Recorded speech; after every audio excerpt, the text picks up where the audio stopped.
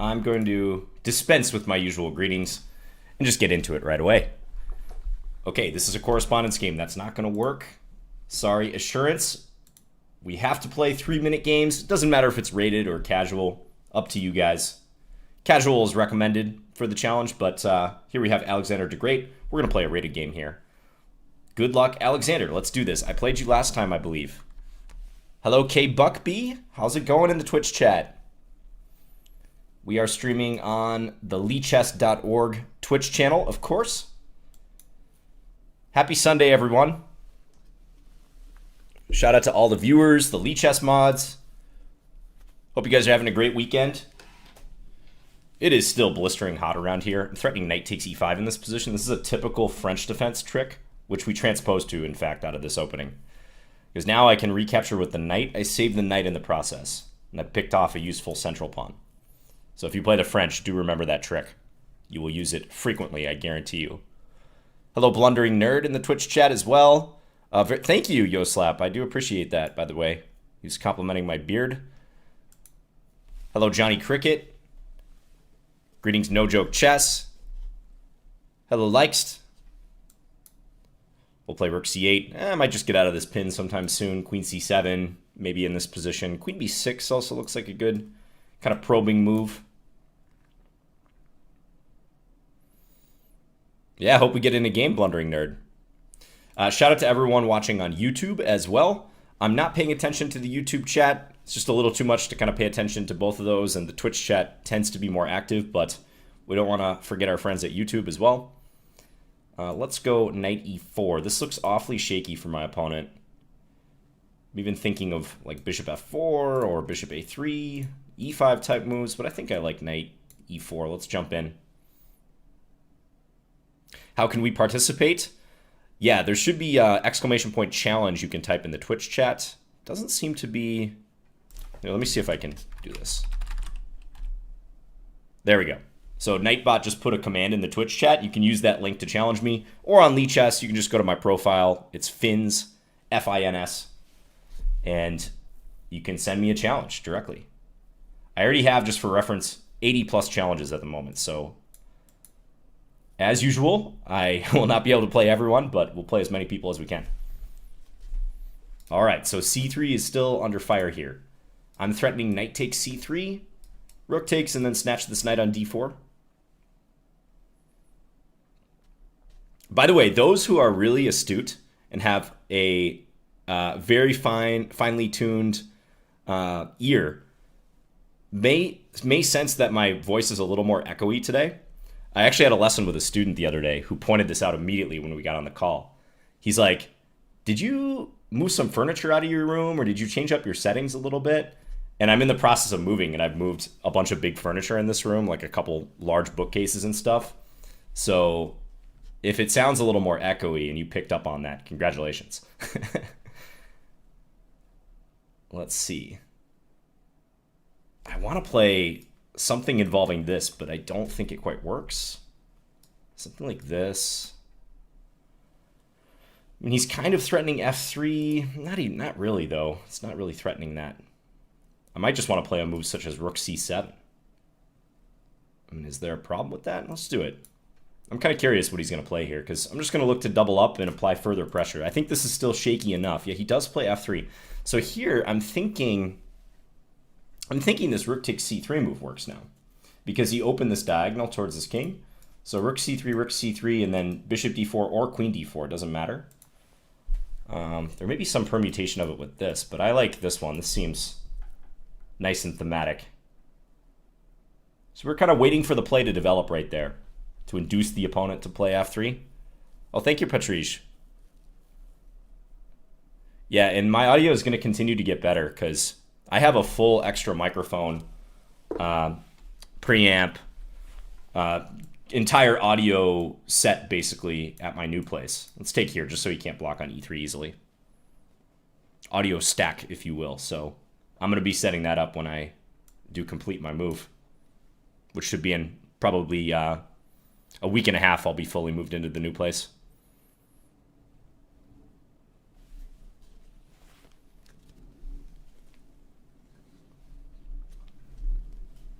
Okay, so I'm up a piece and 2 pawns here. In a position like this, you just want to reduce risk if possible. Continue to look for threats, but you know your general strategy should be to trade down. Okay, if I play rook c8, am I stepping into something with bishop e1? Maybe. I might just want to pick this off. Yeah, I think this is a free pawn. Now let's go... Okay, so there's even things like this, but I have knight c3. So I think this is all right. But when you have undefended pieces, just got to be paranoid about them. Oh, I have 8 seconds. That's a bit of an issue. There's no increment in these games, just a reminder.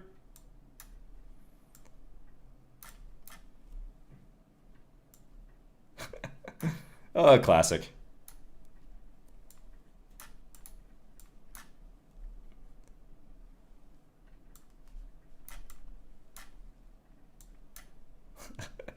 Utterly classic. Okay, we got a trade.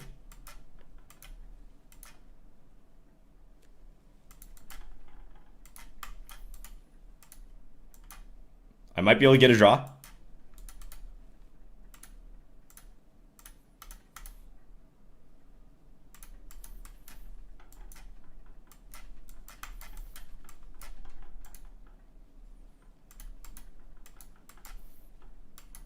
Oh, I think I got him.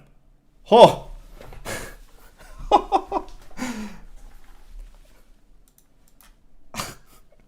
John, why do you got to do that for the first game? I don't need my heart to beat that fast for the very first game. Never in doubt. Never in doubt, though. Just kidding. Good game, Alexander the Great. Yeah, fortunately, I was up enough material and I had a secure enough position where the biggest obstacle was trading queens. Once I trade queens, I mean, I missed a plethora of things. Knight g3 was an easy miss right there, but just pre-moving at this point. Whew! All right, well, happy Sunday, everyone. Let's keep going here. Thanks for the game, Alexander the Great. Yeah, do remember that trap in the opening with knight takes e5. All right, Rudra is next. Gotta watch that clock. I don't know. Sometimes I think I internally believe there's an increment when there's no increment.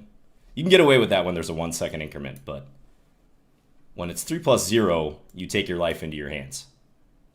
Even though a pre-move registers no time, I mean, if there's some disruption, like a check your opponent can throw at you, you're taking your life into your own hands. I bet, Patrice. I bet it was. Okay, let's take. We're just going to develop as normal here. I'll put the bishop on e7. d6 looks a little more active. It's fine as well, but sometimes if the knight can come to e4 and attack the bishop, I prefer to keep it back a little bit. This is a fairly typical Scandi position, Scandinavian defense position.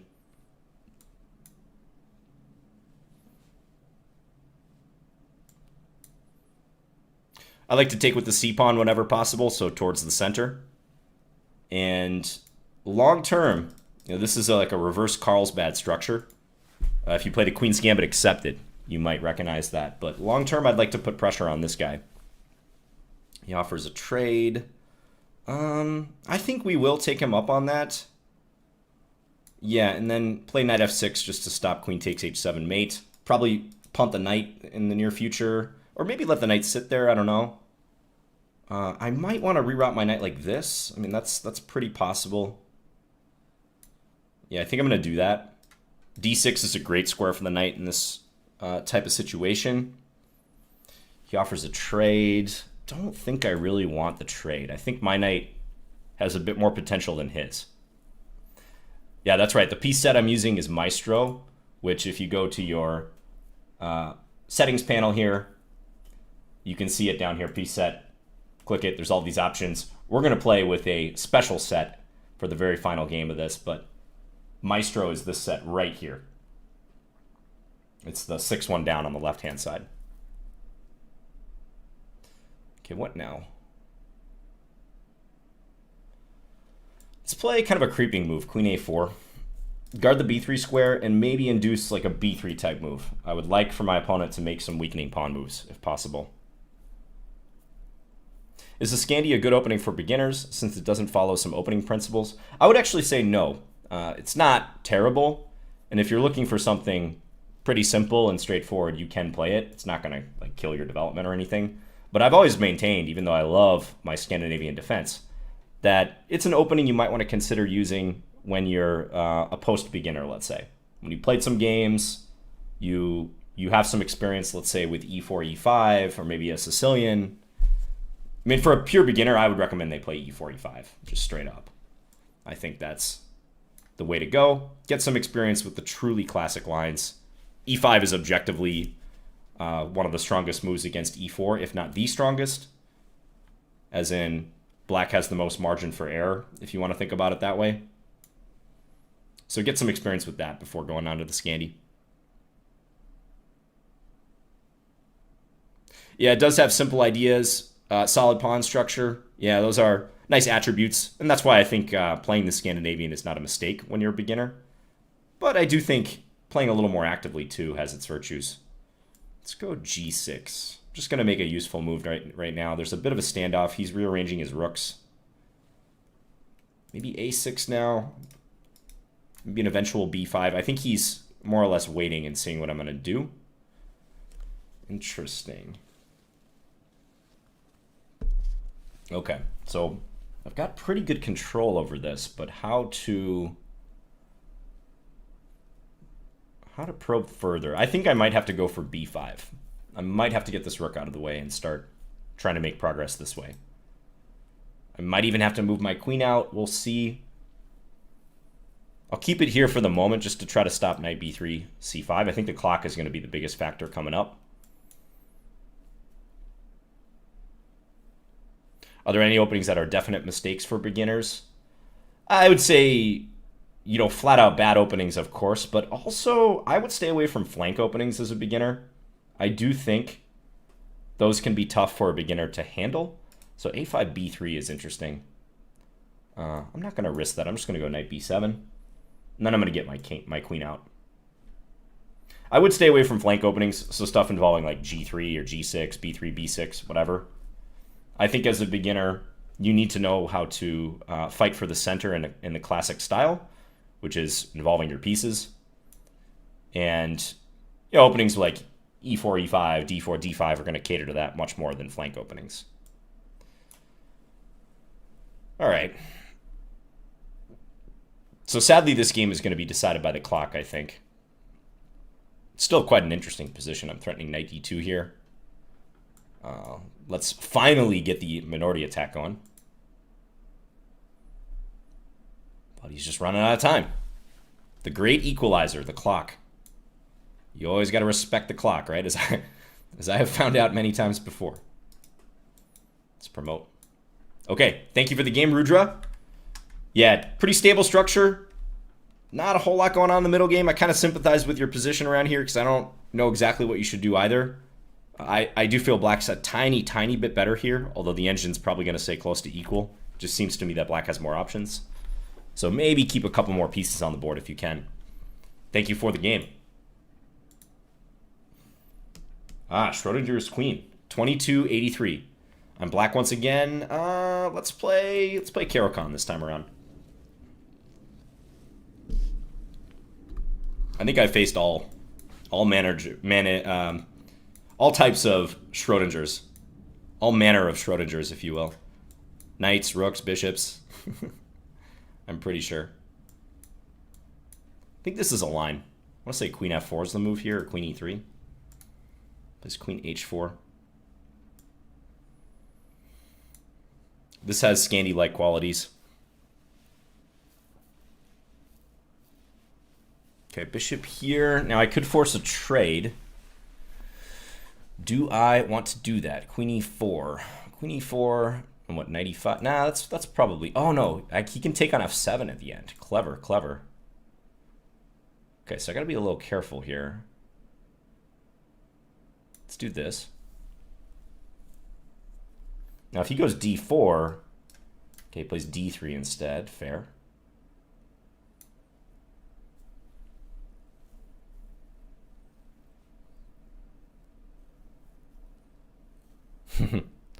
Schrodinger's queen is like a fancier Botez gambit. The queen disappears, but does she really?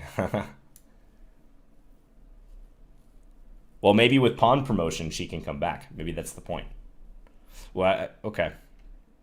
Yeah, I think this position's all right. I'm still a little bit cautious here about my options because I don't want to fall into some tactic with my king in the center, but I think it's fine. I think since I avoided the bishop takes f7 tactic, this should be all right. All right, queen trade. No biggie. I like this structure.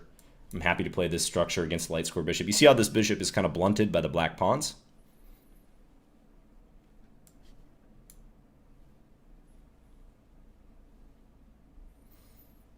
All right. So likely white's going to put a rook here and then try for f5. We got to anticipate that.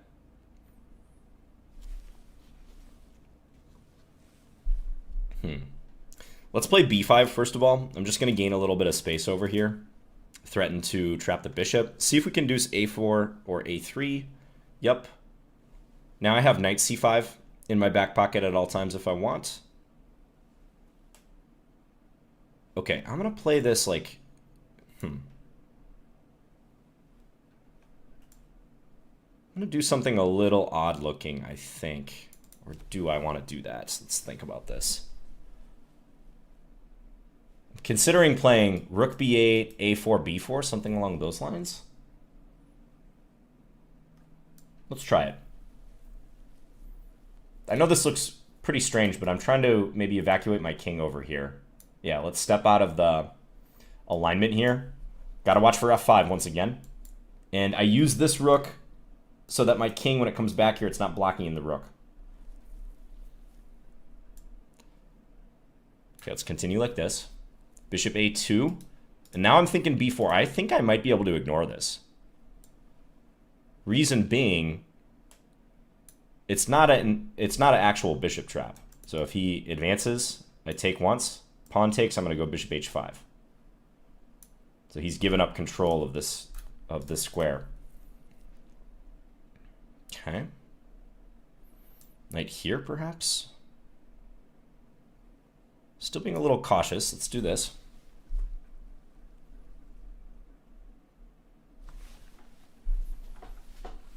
Good opponent here. I'm down on the clock once again, so let's try to pick up the pace a little bit.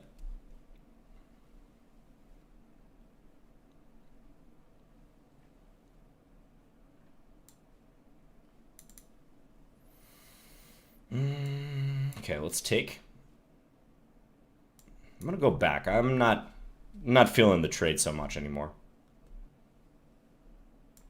Let's go here. Be solid.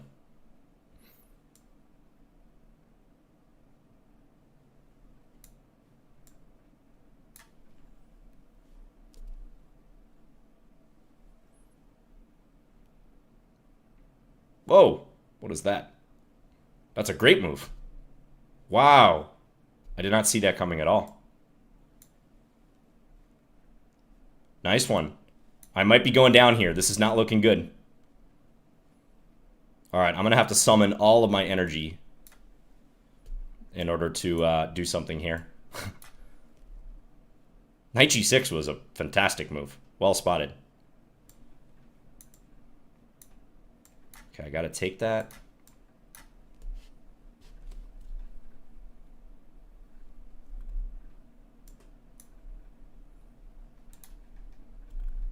Not looking good.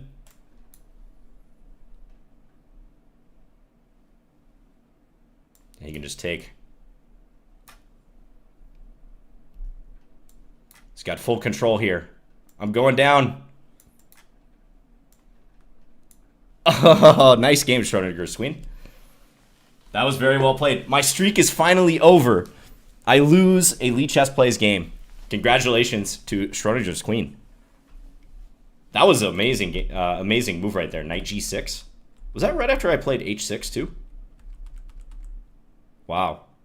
So point is, if pawn takes, then he goes rook f7, and I'm forced into a discovery. I mean, actually thinking about that again, that's probably my best option, even though it looks really bad. And I lost in a Scandi. No, it wasn't a Scandi. It was a Caro. Okay, good. It looked like a Scandi, but it was a Caro. Our long national nightmare is over. Yeah, no, that was well played. I'm going to check real quick, because I think I was worse in the middle game. I don't know if I had some move that would have maybe allowed me to defend, but I think perhaps this is all right. But around here, I misplayed it, evidently. Maybe I missed a chance to go b3 somewhere. I'm not sure. Hard to say. The engine thinks I'm all right up until about this moment. Still complicated. Very complicated position. Thank you for the game.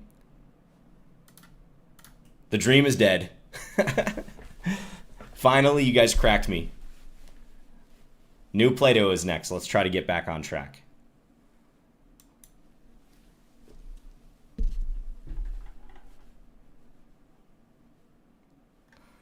Yeah, it was trending in White's favor for a while, I agree. Although, I think that queenside play may have panned out for me had I handled it a little bit different, but I'm not sure. Hello, Joanna Tries.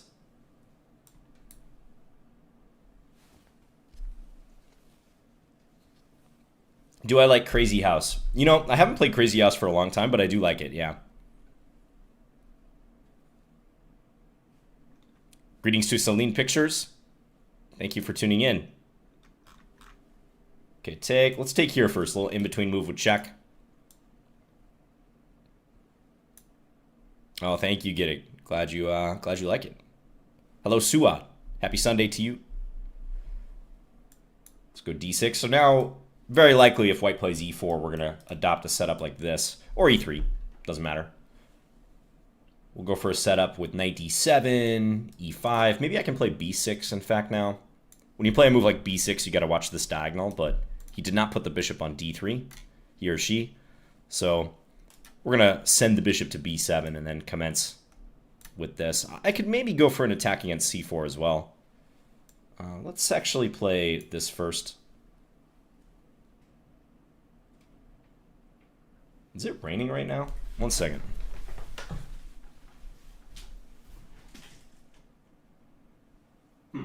Doesn't look like it. It's just really windy. It's blistering hot and evidently really windy too.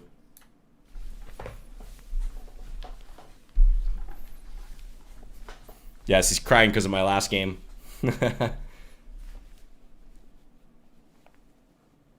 I do. I do live in Minnesota, Joanna. Okay, e5 it is. So if White plays d5, they lose a great deal of flexibility with their structure. Yeah, so I should be pretty happy with this, because now I get this beautiful c5 square for the knight.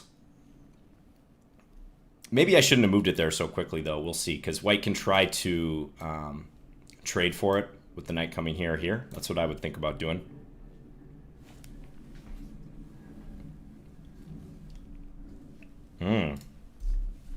So my eyes are drawn towards e4 as an idea. It's not working yet, though. Let's play this rook over.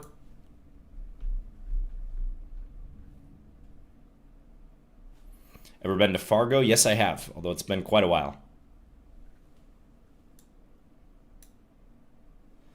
All right, let's go bishop c8. This bishop's just biting on granite here, so we're going to send it somewhere else. Maybe an eventual f5 type move. I'm thinking. Let's go here.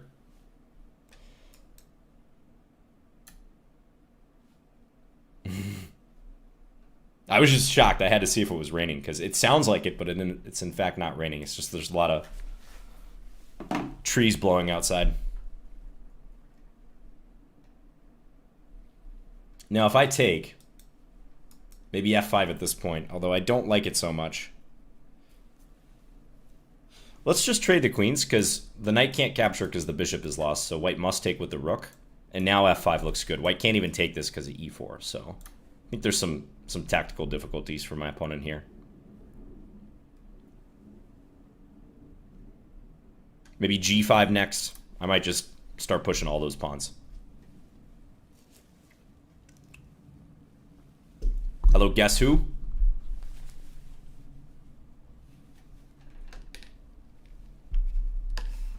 Bishop goes back. All right, so any reason not to take here? I don't think so. Looks good. Knight e1 or knight h2, okay. Now, I'd like to play e3 at some stage in the near future just to try to offload this pawn. Also bishop here. Let's do this. Let's try to hit this pawn. I'm willing to trade this pawn for this pawn.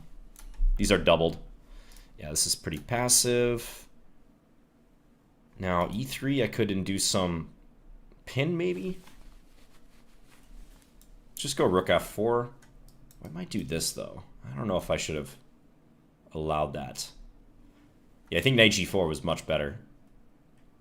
Now, we're going to go here. And we're getting at that c4 square, so let's do this.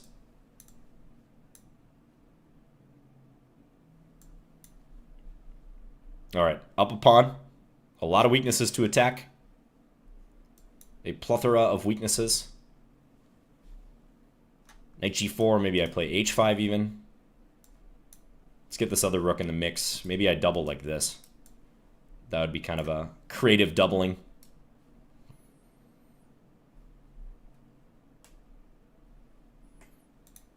We'll take that.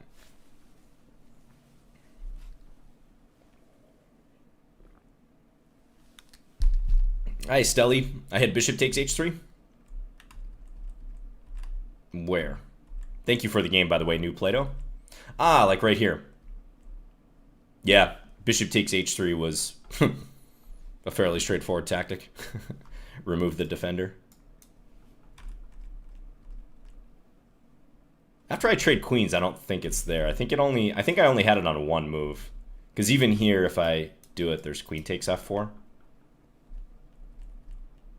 So that was probably the only moment I had it, but should have noticed that. But thank you for the game, New Plato. Yeah, I would think twice about this variation. It is playable, this Leningrad variation, but if you play it, you want to keep your dark square bishop. I think trading, this gives black what they want, playing against this pawn structure, with white having doubled c-pawns. So thank you for the game. Who we got next? Sis Paul. Good luck. Let's play g6 in this one.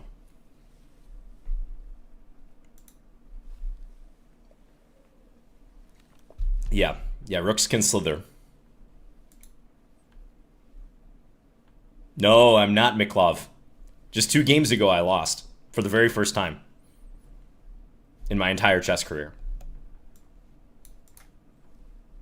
Just kidding. Lichess plays only. Someone got a draw last week. But this is the first time someone has managed to beat me.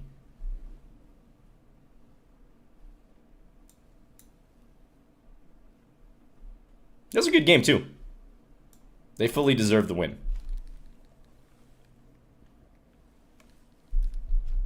Okay, this is a quirky-looking system, but the knight on f5 is pretty nice for black. The bishop can be blocked, but despite the strong center's appearance, it's hard for white to make much of the middle structure, and black can go to work trying to undermine it. Knight a6, sometimes the knight comes to e6, sometimes black plays b5. There's a number of ideas here. This is kind of like a...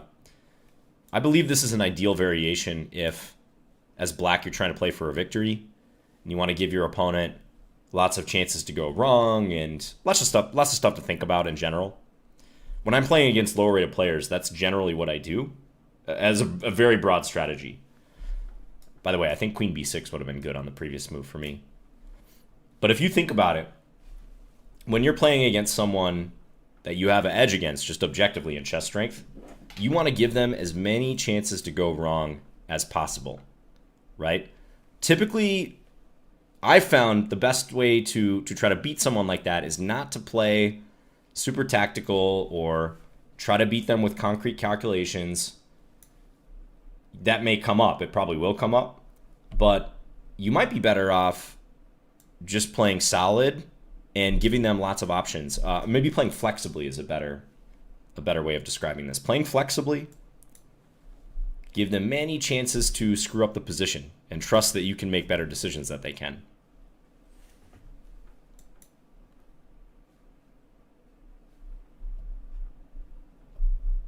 Nice stuff, man. Hello to Duffman, by the way. Let's put the rook here. I feel like this is going to be useful. I might induce white to play b3.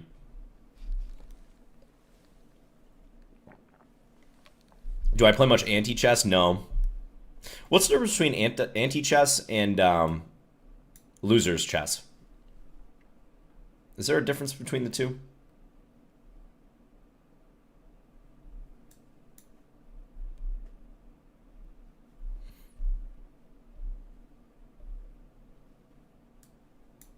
Both are variants. They're the same, says Chevy Levita. Hello, Joel. Yes, this is live. I can confirm. Loser's chess is the same. Okay, cool. Yeah. So loser's chess or anti-chess, I can describe what it is, but it starts as the normal chess position, and if you can take one of your opponent's pieces, you must do so. I'm trying to lure the queen away from guarding this. Maybe bishop g4. Maybe here. If you can take one of your opponent's pieces, you must do so. And the goal is to get rid of all your pieces. I think only leaving the king.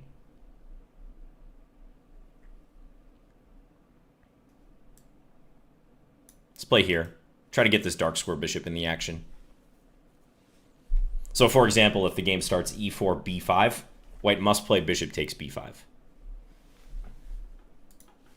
Kind of like strangely in checkers or drafts, where if you can make a capture in checkers drafts, you must do that under the official rules. Which I didn't know about for the longest time. I was not aware of that rule. You have to lose your king too? Ah, interesting. Okay. All right, so now if I trade everything and then take on f3, I can bring my queen in. That looks kind of unpleasant for my opponent. So I think I'm going to do that.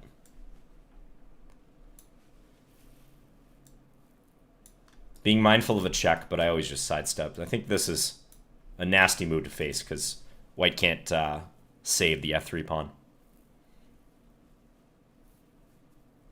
After I take that, maybe I can get my h-pawn down here. Start creating some mate threats. I could see f4 falling in the future. This is just too tough for white to hold. Oh. He made it himself. I like that. Maybe a sense of humor here. Bishop g1, allowing queen takes f3 mate. Thanks for the game, says Paul. I feel like you were doing all right. Maybe taking here is not the best. I was pretty happy after that. I think perhaps if you play b3 and you try to maintain the pawn on d4, you're doing just fine. Yeah, thanks for the game. Appreciate it. All right, who we got next? Dark Myth. Let's go. Ooh, let's play e4. I feel like I haven't played white, really. Is this my first white game I've played? I feel like I've had black in a ton of games. Wait, no, I must have played white prior to this. Why can't I remember any games? You know when you get to that point in your chess career? It's like the old timer telling the new player, like, I forgot more about chess than you know up to this point. I can remember specific games, especially involving, memorable things that happened. Yeah, ideas, concepts that were particularly cool. Of course, impactful tournament results. But after a certain point, a lot of things blend together. This, by the way, is a very well-known line that's good for white in the Italian game. I teach this line to my students all the time. Now, you can play rook e1 here. That pretty much guarantees that you're going to win the queen and the knight for the bishop and the rook. However, knight e5 is supposed to be the best move. And I think I'm going to play it. I usually don't play this move, but let's just do it.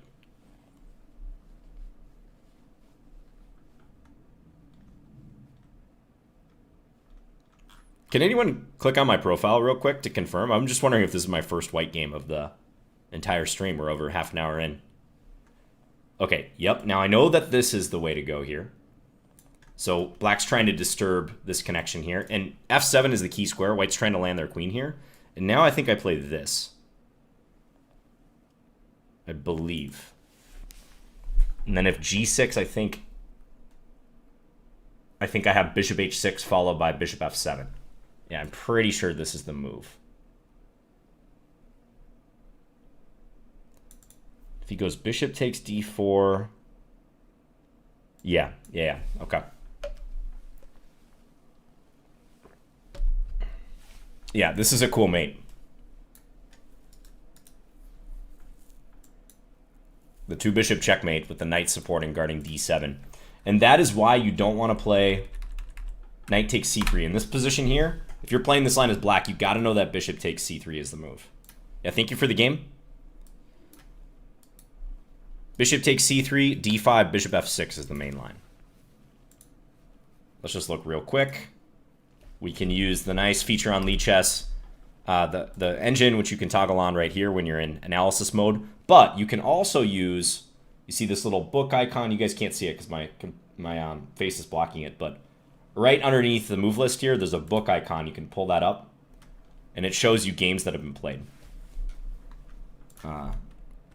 It's funny that the engine says queen b3 is a double question mark. It likes bishop a3 better, but I was always taught that this is the way to go. Yeah, d5 is supposed to be the best move here, but I haven't really seen anyone play that, to be honest. It's still pretty good for white. Yeah, so there's only one game in the Masters database with this line, because this is known to be losing for black. But if we were to switch it to the Lichess database, which little tip you can do right here, click the gear, then click Lichess. You can select on all the time controls. There's various filters, time controls, and whatnot. Look at that winning percentage if white goes 95 in this position. White is winning 89% of the games. That's pretty hefty. Yeah, rook e1 right up there. And I would bet there's games that have ended identically to what we had here. I'm not going to spend too much time on this, but let's just see how many games have ended in the exact same way. Queen f3, so trying to threaten discoveries. Bishop e6. Bishop f5. Bishop e6. Yep, g6. 26 games. And bishop f7 mate. 13 games have ended identically to what we saw in our game here.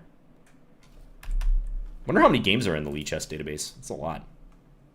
Okay, thanks for the game. Little lesson in the Italian game theory in that one. Objective, 2500 ELO. Let's go.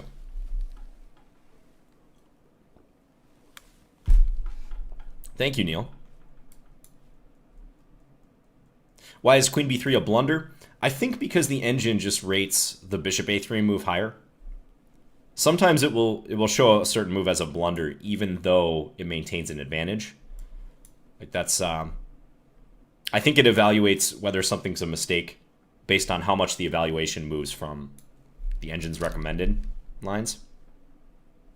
Yeah, as SCD said, blunder is relative to optimality. He put it much more succinctly than I did. So it doesn't really matter if, like for example, if you're +8 and you play a move that takes you to +6.5, and there was a move that kept you at +8 or maybe moved you up to +8.5, the engine would rate your move as a blunder. I don't know why I played this. This is not the best move, by the way, but we'll try to make it work. It would rate it as a blunder because you're losing a 1.5 of advantage, even if +6.5 is still plenty to win.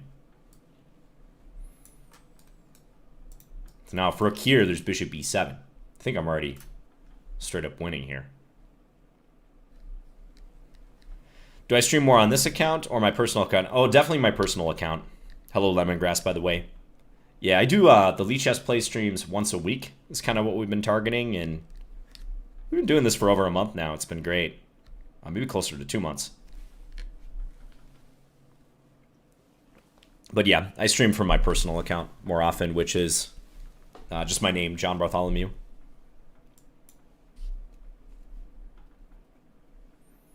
All right, so we're up 2 pawns here. Knight b5, perhaps.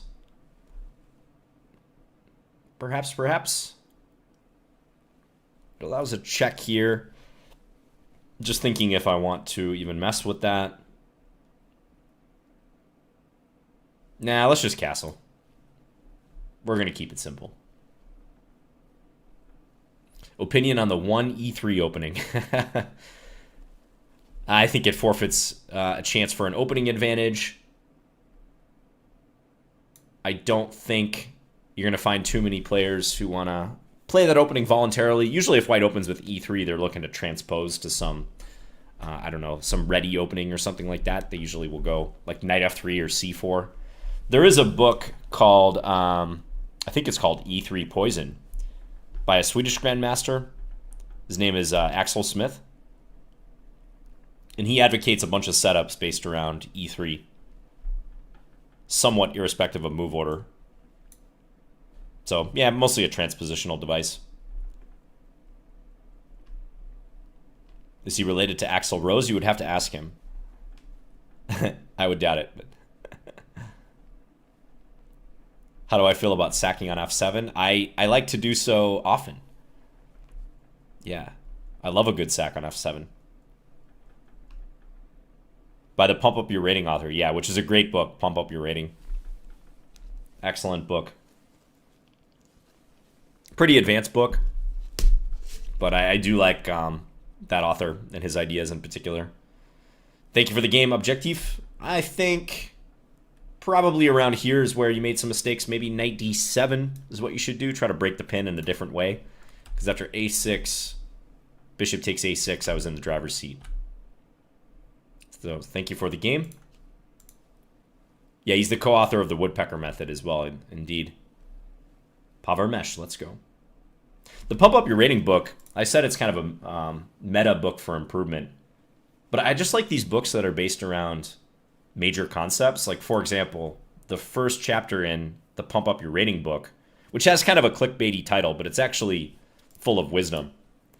But the first chapter is called No Pawn Break, No Plan. And it just talks about how a dominant theme in especially middle games, and a dominant theme of planning is having a pawn break. Knowing with the structure you have or your opponent's structure, where and how pawn exchanges and clearing of lines will take place. And that's just such a fundamental idea. Now white must take, because if he pulled the bishop back, g5 followed by f4 was the problem. Now, I kind of want to go e4, but I'd like to rule out this move. Let's play c5. I'm going to try to control d4 even better and try to go for this next move.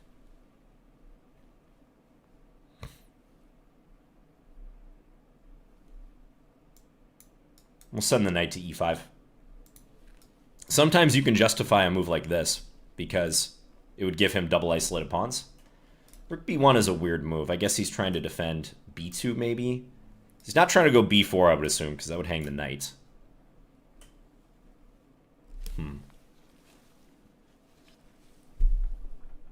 Let's just play knight e5. What's my opinion on this line you put in the chat?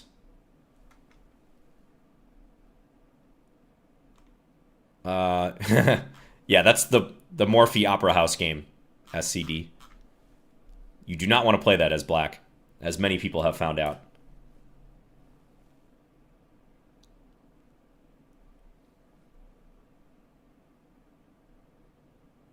I don't know if you were testing my recognition of that PGN, but yeah, you don't want to play that. Let's go b6. I'm just kind of curious if he's... Yeah, he is going to do that.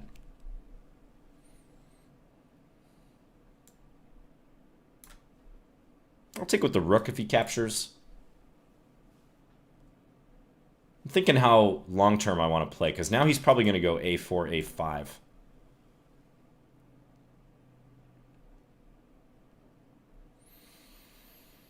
I mean, maybe g5 followed by queen e7, queen g7. I feel like I should have something more direct here, though. Like a f4 type move. I don't know. Let's just do this for now. This is probably his plan, speaking of pawn breaks. He's going to try to break. So I'm going to minimize the moves I'm making on the queen side, in the interest of loading up some long-term threats, like on this diagonal. Like now he's got to watch moves such as knight f3 or knight takes c4. Okay. Yeah, so it's getting to the point where I really want to play f4 if I can. Oh, he put the rook here, not here. Okay, so I actually could execute one of these ideas I'm talking about. Maybe this one? Knight f3 also looking tempting. Knight takes c4, knight takes e4. Nah, I like that, though. Let's go for that. He might do this, but I gotta trust that this is good for me. At minimum, I have this... Oh, no, he has knight takes f6 with check after that. Ooh. Alright, so I'll probably play knight a3 if he takes. Yeah, here, here. I think that should be good, because I can take here. But we shall see. I think taking here was a mistake, because now I'm straight up going to win an exchange. I think he had to try queen a2, knight takes d6 or something. Or queen c1, probably knight takes b1, knight takes d6, but wasn't looking good regardless. Okay, let's take. And let's go here.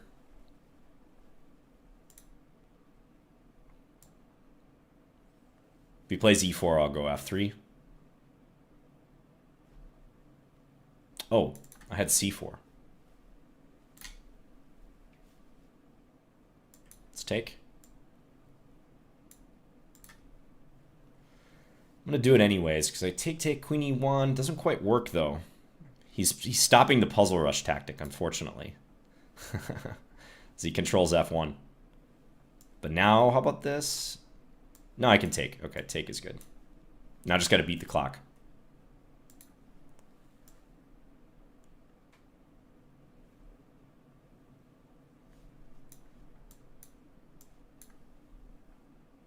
Okay, thank you for the game, Pavermesh. Yeah, tricky one. I think if I were you, I definitely... Well, you couldn't really keep the dark square bishop, but I definitely would have tried to stop e4, or maybe discourage e4. I don't know. I don't even know if e4 for white is a good idea. But yeah, thank you for the game. I had to think about that a little bit more, about where things went wrong. Probably it's just a nice position for black after you take on f6, but it was fairly close. Fallers is next. Let's play a Peertz. I just played a game with d4, d6. Let's do this. Okay, now I could go into the Sicilian if I want, but let's keep it in Peertz territory.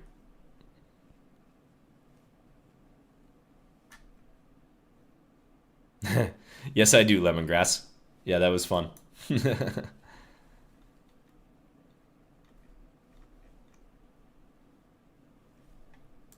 Go knight bd7. Thank you, Chase319, by the way. That's very kind of you. Okay, now in this position here, bishop takes f7 is a very tempting move. I played it myself in the past, but it's not good for white. Bishop f7 followed by knight g5, knight e6. Tempting, but ultimately better for black.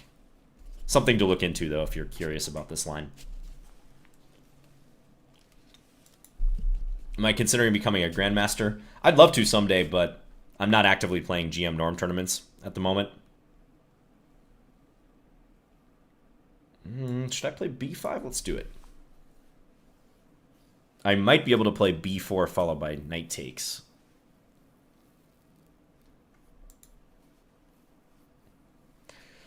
I'm always uncertain about playing it this early. Let's play a5 first, actually. Let's just see what he does. I mean, if he goes a4, I can go b4 and drive the knight to a worse square. You never know, SCD. I'm 34. I'll be 35 in September. Feingold became a GM when he was 40. So I got a ways to go.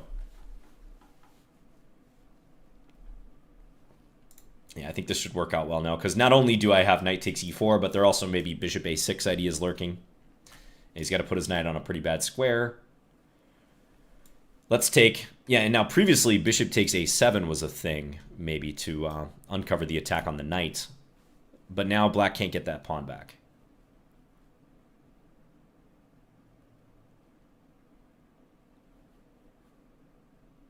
Hard to say, Sam Chess, by the way, because 2K FIDE, I mean, you're quite a good player at this point.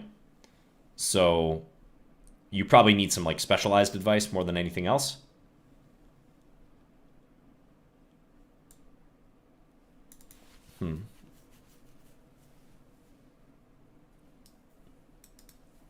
Let's just take.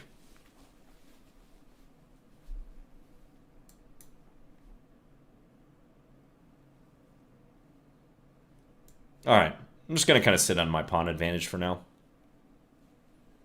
I'd like to maybe neutralize this light square bishop, so it's possible bishop a6 should be played, but I'm not 100% sure. It's a little bit difficult to unwind, though, because I can't play f6.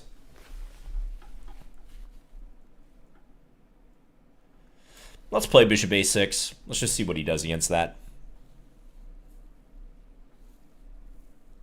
Yeah, Lawrence Trent. Shout out to Lawrence Trent. He is going for Grandmaster. He's committed to doing it. So best wishes to him. I'll be very curious how he does on his GM quest. He has 1 or 2 norms. I believe he's been over 2,500 FIDE, or maybe not. I gotta look up what his current status is, because when you're going for Grandmaster, you need 2 things. You need 3 Grandmaster norms, but you also need a FIDE rating higher than 2,500 at some point in your chess career. It could even be mid-tournament. Just at some point, you got to get above 2,500 FIDE. Ooh, he can actually win his material back here. I thought I was getting him with this, but he can take and then play bishop e6.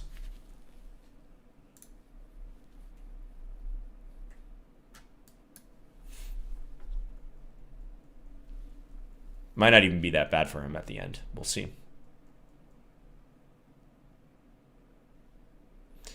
Be nice if on this I can go here. But I don't think that works. We'll just do this. Still up a pawn. Okay. Now, got to be careful. E4 maybe? Let's do that. I feel like this is the right move. We're getting low on the clock though. Peak 2487. Okay, so he very well may need the rating as well. That's tough. He maybe has 2 norms then. That might be the case. Let's guard this. Threaten c5. Give me that.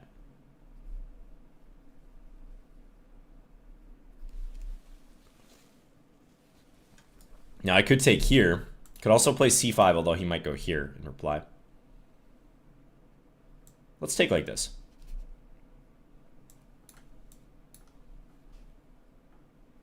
This comes with check. Norms are performances in 9-round tournaments or longer. Strong performances, 2,600 plus FIDE. Okay, thank you for the game, followers. Yeah, I think you were just a little bit too lax about the defense of the e4 pawn. It is kind of hard once black starts mobbing you with these queenside pawns. That's why a lot of players throw in a4. That's probably what I would have done right here. After black plays c6, throw in the a4 move. Just put a stop to b5 entirely. Thank you for the game. All right, who's up next? Who is Tilt? Let's go. The norms are typically harder to make than the rating, in my experience. Let's play an e5 game here. Oh, he pre-moved knight f3. I wish I would have played d5 now. Hindsight 2020.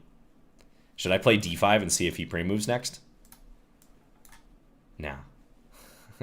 Ooh, Evans Gambit. Okay, I'm going to decline this. The Evans. Agadmator would be happy.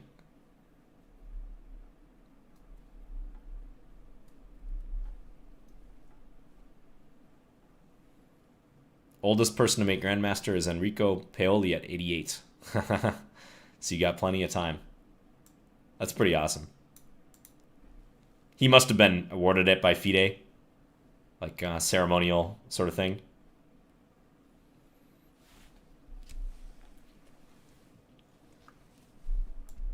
Let's go Queen e7. No, I have not played against Agadmator.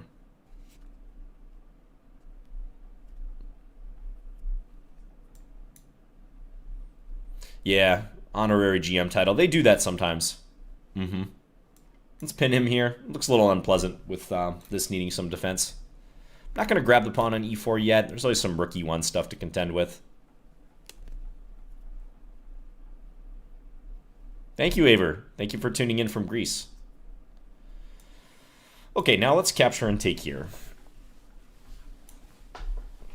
I can't resist trying to pick off a pawn. How often do you have Starbucks? Pretty much every day. Shout out to Starbucks. Not a sponsor, by the way. I wish. Of my stream, personally.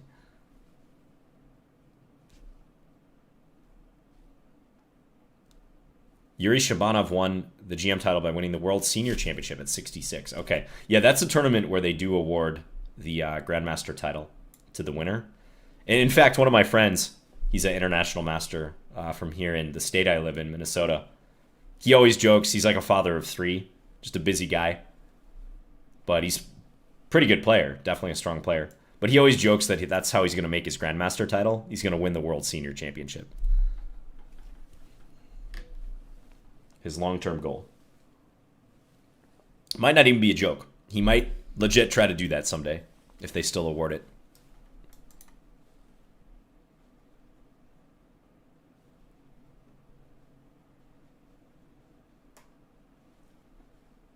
I usually just get a venti pike roast. Sometimes I'll get Americanos or iced coffee. Ooh, this looks suspicious for him because I'm lined up with his rook. And I think knight takes b3 is going to reveal this issue. Knight takes f6, we take with the queen, and we're still on the attack on a1.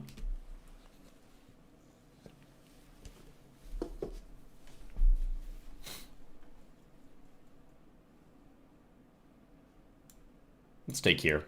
I don't mind if he takes the rook. By the way, not to get too controversial, but can you guys bring me up to speed on what happened in Vichy Anand Simul today? On chess.com? I don't think Lichess minds if I mention chess.com. They're not super strict about that. Lichess is a nonprofit, and they innovate in their own way. Obviously, we know chess.com is the largest chess server and a great site in its own right. But I just saw that this was a topic people were discussing. And I saw it like right before I went live, and I was like, oh boy, this is going to be spicy. Yeah, good game, Who is Stilt.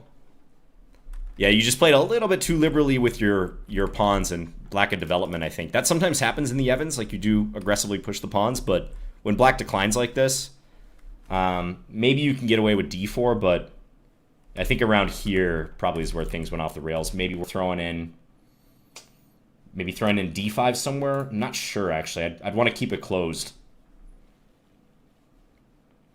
Yep, no problem. Thanks for the game. Vichy lost to Indian billionaire who was prior chess champion. Okay. Yeah, I saw the guy he lost to evidently has a FIDE rating above 2,000. He looked like a fairly young guy. Maybe in his 30s or something. But beating the world champion, even in a simul, or former world champion, even in a simul, is quite a big deal. So there were allegations that he may have been using assistance. His account got banned? Really? Whoa. Wow.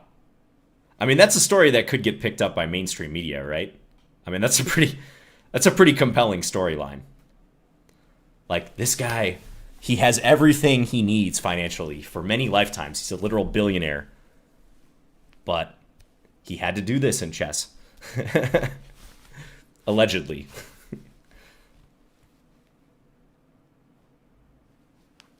I mean, that's something that will be used in like textbooks if that actually turns out to be the case.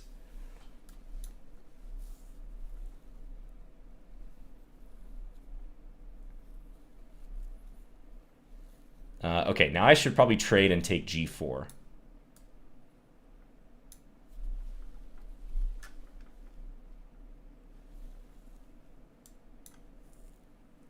Yeah, again, I don't want to speculate too much on what happened when I don't have the details, but I mean, that's going to be a huge story. I'm sure you guys are going to be hearing about that if you follow chess news.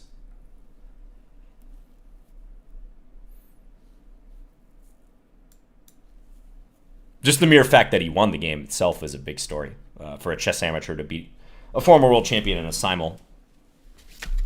But now add in these allegations and whatnot. Crazy.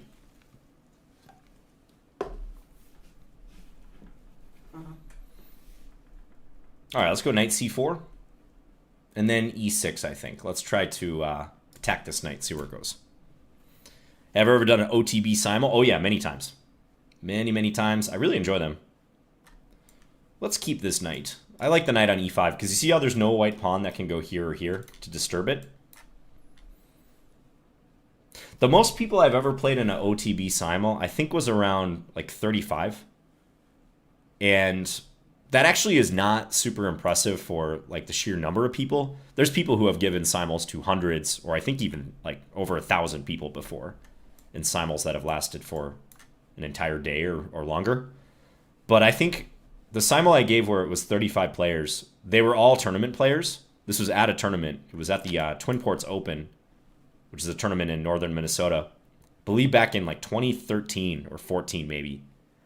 I did a simul with that many players, and it was quite the challenge. I gave up a couple draws, but I otherwise played really well. And some of the players in that simul were as high as 2,000. So when you have 30 plus other games and you're also playing players in the 2,000 range, I enjoyed it. I welcome that challenge. It was actually a lot of fun. Who has done OTB with 100 plus? I need to see a vid on YouTube. I think there's a couple grandmasters who've done simuls with hundreds of people, like world record simuls. I know Susan Polgar, I think briefly had the world record for a while. We're going to give up a pawn here temporarily, and then I'm going to play rook c4. Oh, he's not going to take it. Okay. Let's hop the knight back. I didn't even notice this player was 2,200. Should probably pay attention to stuff like that. Okay, now I'm going to pick off another pawn. I'm trading my good knight, but picking off a pawn. And shall we reposition a little bit more? Let's get the bishop involved. The biz hop. Let's bring this up. No rush. No rush whatsoever. Keep a compact formation.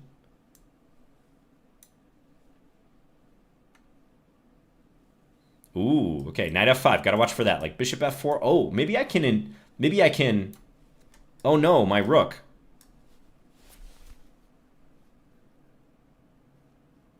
Oh no, my rook. No, he didn't fall for it. Bishop takes d2 would have been the thing at the end there.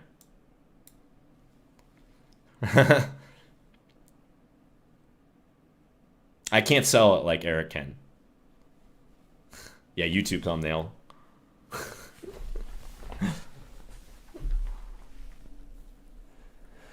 Let's try to pivot it back around this way. I'm just kind of torturing them with the bishop here versus the knight, because the knight really has very few places to go.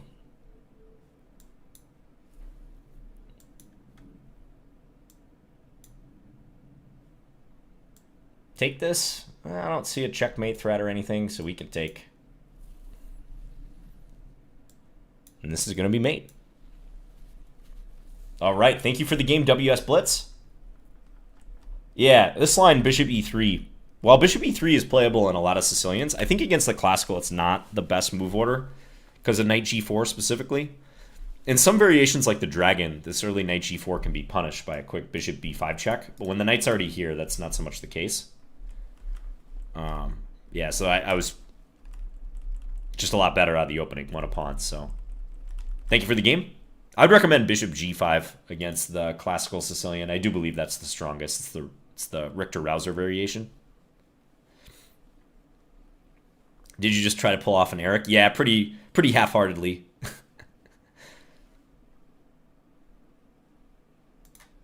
What I would really like to pull off is one of his stalemate tricks.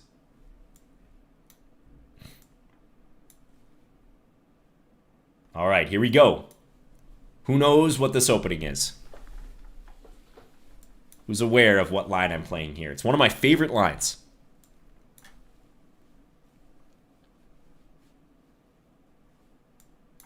It's very quirky looking, I know. Where you give up the dark square bishop on c3. You aggressively use your f-pawn to cover squares. The beefeater, the Jinji Indian. Yes, exactly. Those are the names it goes by. The Jinji with a DZ.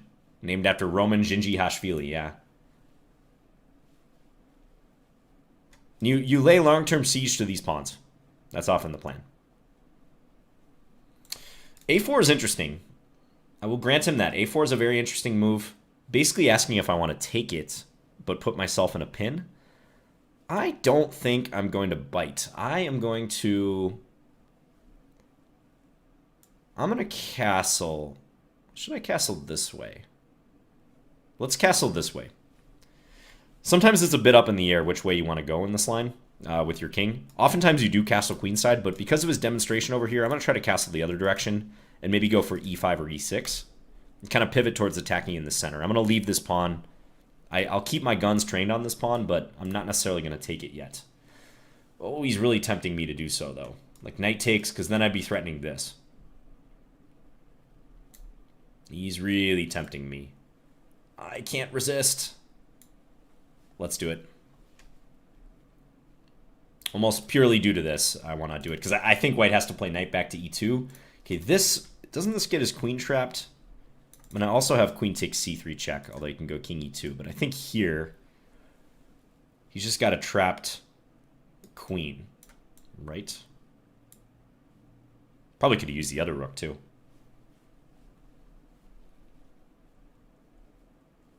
Hello, Colasur. A lot of first-time viewers I see. I think Twitch now indicates when someone is a first-time viewer. So that's pretty cool. Do I check here first?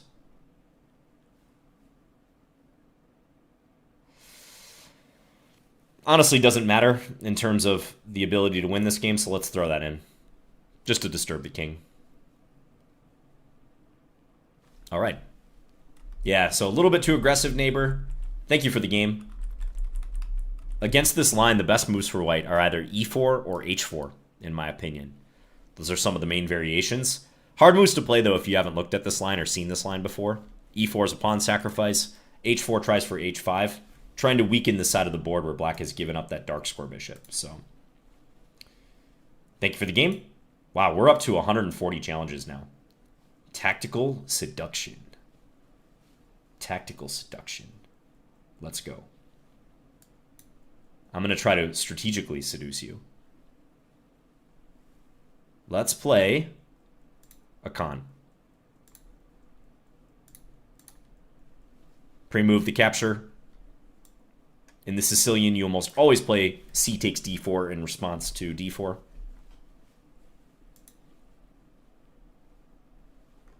King's Gambit. I might be able to do that. I feel like I've been playing black like an inordinate number of times. I don't really care much, but just like an observation, I feel like I've been playing black in maybe 70% of the games.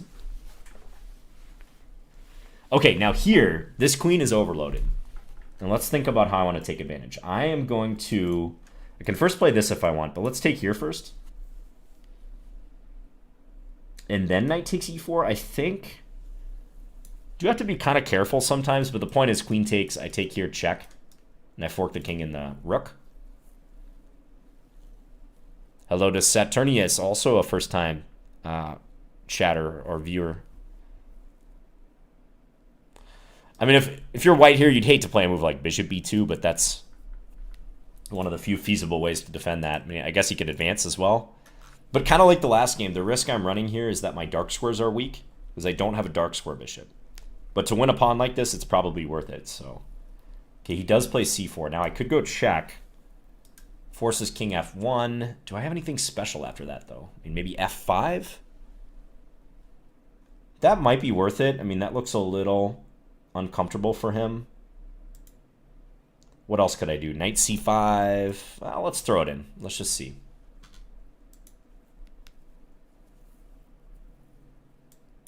Anchor the knight.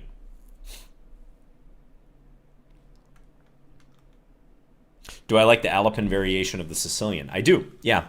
That's, in fact, one of my main recommendations for players in kind of the middling rating range. It's a pretty good line, period, but I think the Alapin is an excellent weapon for the simple fact that a lot of people will allow you to play d4 and recapture with the pawn on d4. So it's a straightforward system. It's rooted in sound chess, trying to establish a big center with pawns on e4, d4. Yeah, I like the Alapin. I play it sometimes myself. Do I want to castle that way? I don't know. Let's go here. Just a little worried if I castle, I might be running into a future attack, but we'll see. Do I like Najdorf? You know, I like the Najdorf in theory. I think it's a tough opening to play in practice because of how heavily analyzed it is. I don't think it's a great weapon for your average player. And definitely not a beginning player. Okay, let's give it a check. I'm pretty sure he missed that I had the queen defending from here. And he just resigns. Bishop g2 allows me to trade queens. A king move, I can move my knight to safety. I don't think white has any tricks here, so... Thanks for the game, Tactical Seduction. Yeah, so this is one of the virtues of the Kann Sicilian, is that black may organize a quick attack on the knight on c3 because of the queen on c7. Queen on c7 helps keep an eye on the e5 square oftentimes. At the moment I play it here, it's preparing to play knight f6 when you don't have to worry about e5. But... yeah, white got a little bit... that's why they usually put the bishop on d3 in this line. So, like, in this position, if white develops a light square bishop, usually going there is better to help reinforce. Black again. Okay, big hig. Let's go. Do I think QGA is underrated? Let's see. Yes, I do, actually. I like the Queen's Gambit Accepted. Of all the openings I've never really played myself, and definitely not in a tournament game, I think the Queen's Gambit Accepted is one that I respect the most. It's hard to get an advantage against this opening if black plays it correctly. I mean, that's true of most openings, but the QGA is just... it's never been like that popular at the top level. Probably in the 90s was where it kind of peaked in popularity. And there's a couple players at the very top who play it pretty well, like Sergei Karyakin was playing it for a while, who I guess we haven't seen a whole lot of. Which I wonder why that is. Why haven't we seen Karyakin in a lot of these online events? Is he just not quite high enough rated to get invitations? Or is there some other reason? Has he not been playing in these events by choice? But anyways, he's one of the top level QGA practitioners. Now, he blocked his defense of the d4 pawn, so I think I'm going to win a pawn here. Caruana was playing it at one point. I think you're right, yeah. Kramnik played in his comp. Yep, Kramnik has played it.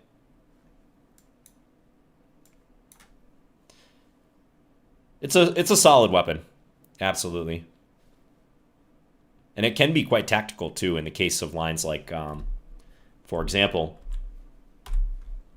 e4 on move 3. If black wants to try for b5 and holding the pawn, there are some very tactical lines there. Sacrifices of the exchange. I know Sopiko Guramashvili on Chessable, she has a course on the QGA where she recommends that line for black. Okay, maybe here now. This is going to look kind of odd, but I'm up a pawn. White has some open lines in the center to use. I'm going to try to force a queen trade. A little bit odd, but I think this is a good call just to look for a swap. He was playing in events. Yeah, he's played in a couple, right? I just, for some reason, feel like I've not seen him in nearly as many events as, you know, the Wesley So's, the MVLs, Hikaru, Magnus, of course, guys like that.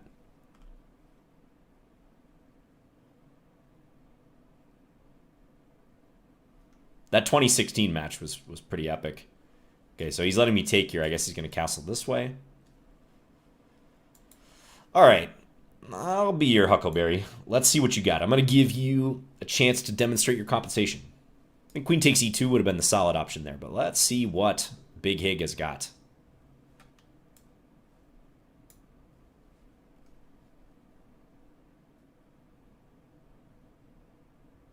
Yeah, Wesley plays a lot of the events. Yeah. I don't think he declines an invite. Wesley is... He's a very active player, which is awesome. Should I play b5? I feel like b5 is a good move. Let's do it. Let's try to disturb the white position around his king even further. You guys really want to see a king's gambit, don't you?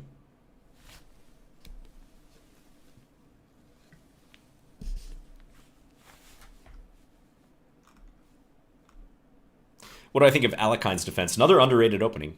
I think that's kind of in the QGA category. I really do. Now, I wonder if I'm actually walking into some trouble if he plays knight d5. Knight d5, we're going to check that after the game. I think that might have been interesting.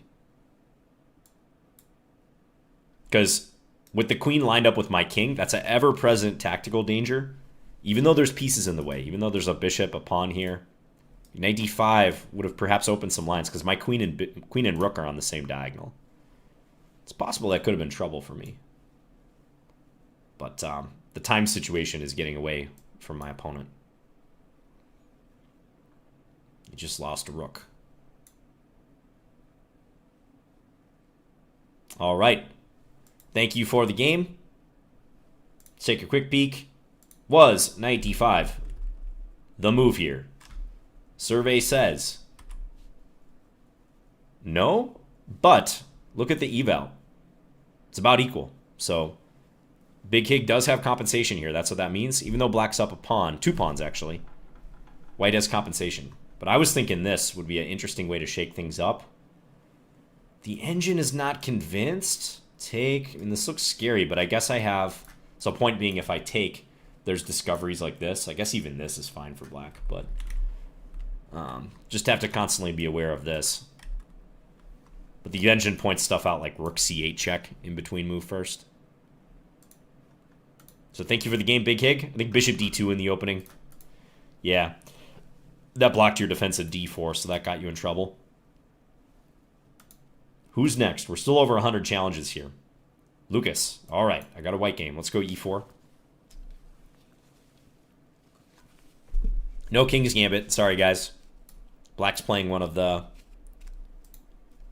hallowed openings in chess. The oldest opening. He's actually playing the same way that white played, or that black played, in the oldest recorded chess game from the 1400s. Anyone know what game I'm talking about? Featuring 2 Italian players.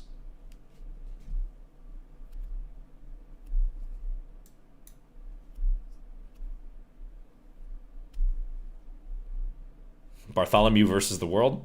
All right, let's have some fun here. Let's go g4. John Bartholomew versus Don Corleone. There's not a Greco game, no.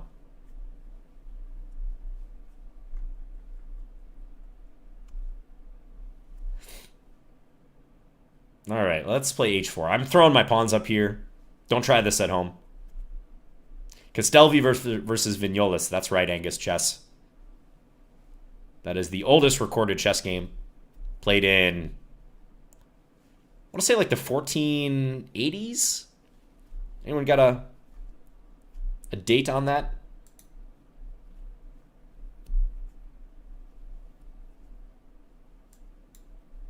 Okay, I'm making progress here. He's got to play the bishop back to e7.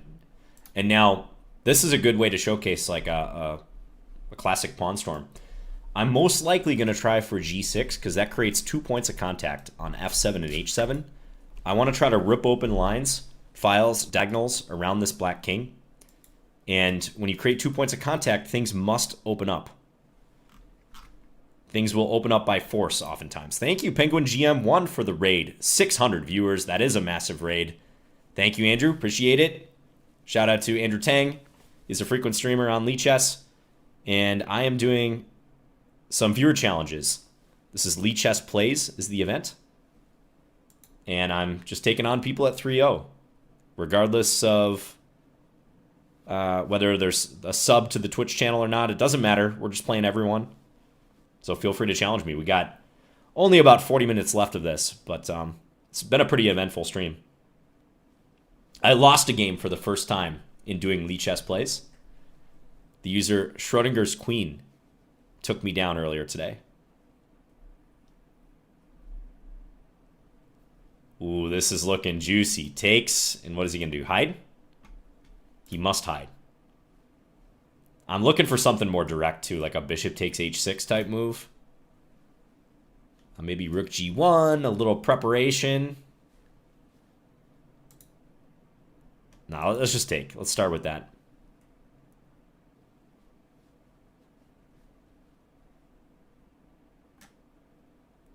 No queen was involved in that loss. That's right. Yeah. All right. Queen takes or bishop takes. What do we think here? Both are good. Let's take it with the bishop.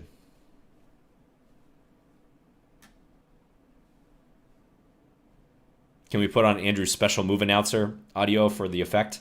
Does he still use that?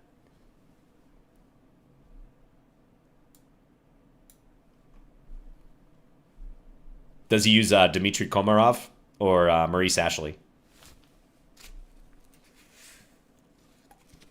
Hello, Yabba Dabba Doo. So I accept the challenges randomly. There's no order.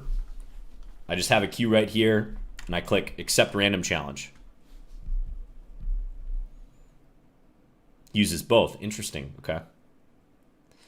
Tempted to play this, and then queen takes e6. What else could I think about playing? Obviously, knight e5, although king g8. I don't know.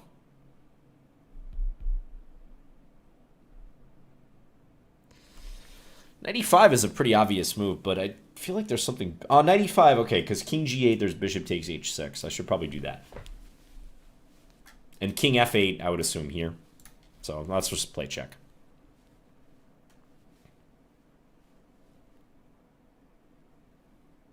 So he avoids that. All right, let's take here now. Hello, Sam Chess. Yeah, I haven't had a chance to use it yet, but I will try that extension.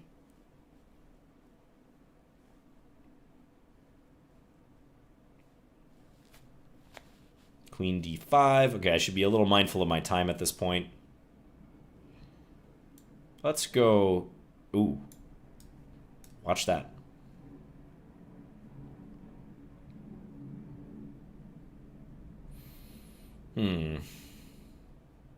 I'm still going to do it, I think. We can block with the queen.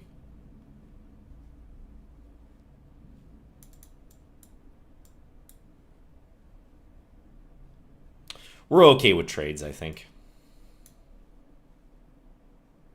Oh, this is a fork. Fortunately, I have rook h8, I think, but that was not planned.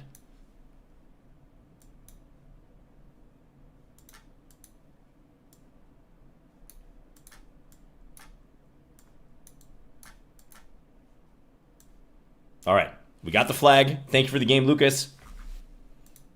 Looks like my pawn storm did achieve the desired effect early on. What would I would have done differently? I mean, first of all, I wouldn't lock in the light square bishop this early if you have the choice. So, yep, thank you, GG. So, like in this position here, I would actually recommend the move a6. e6 arguably is, yeah, a little passive right there. Maybe after this, there's some way you can more effectively deal with what I'm doing. Probably bishop f6 is not the best since it kind of encourages this pawn forward. Maybe a b5 type move. Start playing on the queen side a little bit.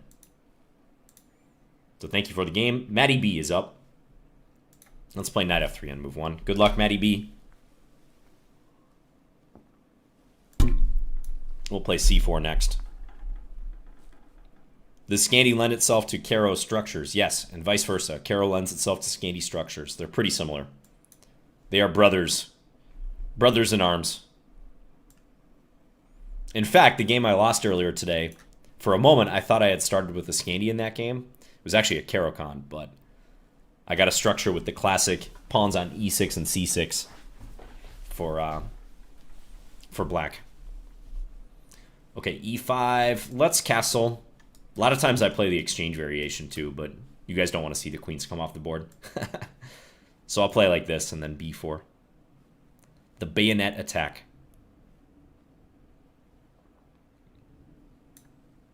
Oh, very nice, Duffman. That's cool. Yeah, Matty B. This username sounds familiar, so shout out to him. Have I ever played the Botanik system? I have, yeah. Very complicated line. Tons of computer analysis in that line. It's kind of interesting, but it's the type of line you got to rehearse and review constantly to make sure you're not forgetting some element of the computer analysis. Now, I remember studying this type of system probably 15 plus years ago, where white goes a4, bishop a3, b5, often a b6 move. It's an all-out assault on the c and d pawns. And black, in the meantime, is like trying to organize a pawn push over here. But I think white's a little bit faster in this line. Brother Scandi, John's debut single coming out fall 2021, yeah. It's going to be like Neil Diamond's song, Brother Love. Brother Scandi. Have you ever tried the Icelandic gambit? I have. That's a fun one. Yep. That falls in the fun category of the knight f6 lines. Okay, now I can play bishop a3. I also might want to spend a move doing this. This is always a tough decision in these positions. I think I'm going to spend one move playing f3, but it's possible bishop a3 and b5 was better. Who knows?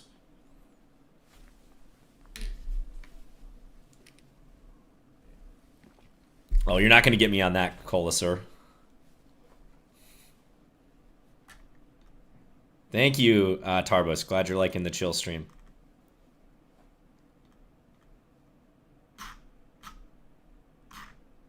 F3, don't tell Ben, yeah. Sometimes white will play this in this line, just to slow black's attack down. You know, h5, he can still go for this. Okay, but now he's starting to crack. So once you lose that d6 pawn, white's queenside play is going to accelerate.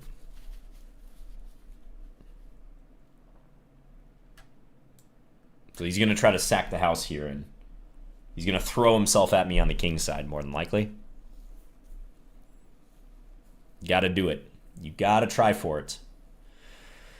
Maybe now, let's get the knight involved. Try to jump up here.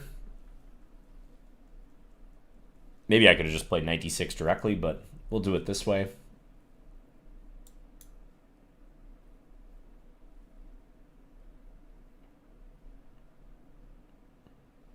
I think my king is safe enough at the moment. Let's go here.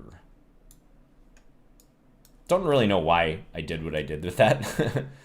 It's probably unnecessary, but if he takes the pawn, I'll still be up a pawn, and looks like black's attack is a little bit slower than he would like. Play h3, stop h3 from the opponent. Yeah, situation around my king is looking stable now. Yes, the last chance attack, that's right. Go here.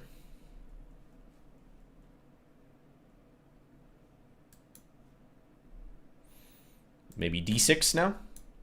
I can take this rook whenever I want, but let's go here first. Let's give it a check. Now we'll take... Yeah, too much material now. Should I just push? Let's do it. And we got a queen. He did threaten mate, but we got the queen.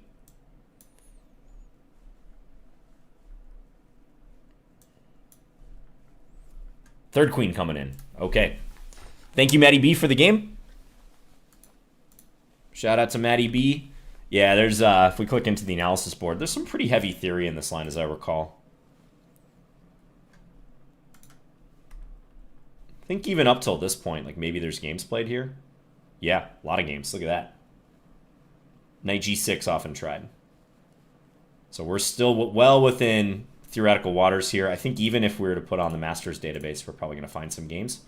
Yeah, Knight G6, Bishop A3, Rook F7. This is played in order to enable Bishop F8 oftentimes, which is a move black plays here, but also D takes C5. Ooh, yeah, this is really bringing me back. There's this series of books called Openings for White According to Kramnik. We'll start up another game here. Openings for White According to Kramnik. Hey, Relfix. I know who this is. Shout out to you, Relfix. And it was published, I think, in the early 2000s by Grandmaster Alexander Halifman. And that's where I first studied the theory in that line. The bayonet variation of the King's Indian.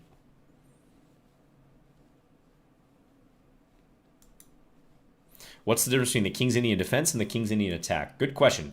King's Indian defense is an opening for black against d4. And it's what my opponent played in the last game.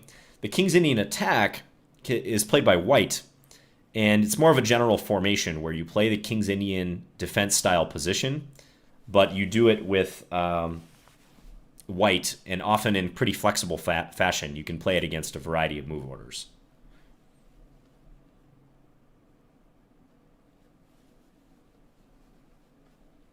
Okay, so we have a normalish dragon now by transposition.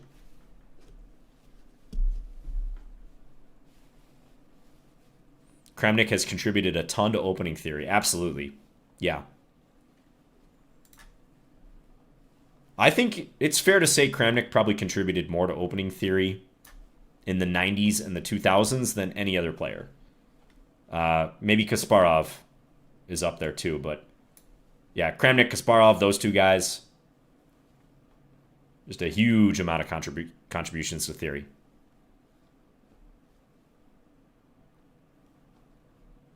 Kasparov, of course, was extremely well prepared and had tons of novelties and ideas in various lines, but Kramnik also. This is a dangerous move to play with my dark square bishop lurking. Remember I was talking to you guys about alignment? One of the premier tactical themes that you always have to be aware of in chess. Of all the games I've seen my students play and all the opponents over the years, that is the one tactical theme that I think is not discussed often enough. And it's just ultra prevalent. Okay, so this is looking awesome. This is kind of a textbook attack by white. We got rid of the dark square bishop. I've sacked the h-pawn to open this file. Now I just got to figure out how to execute. And I'm looking at moves such as knight d5. I can play queen a5 maybe to slow me down. Rook takes h5 looks a little early. Bishop h6 is obvious, but I'd love to land my queen on h6 instead eventually.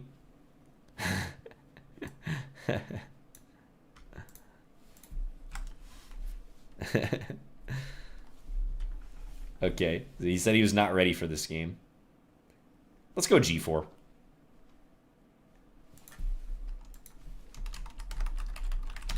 We're all just having fun here.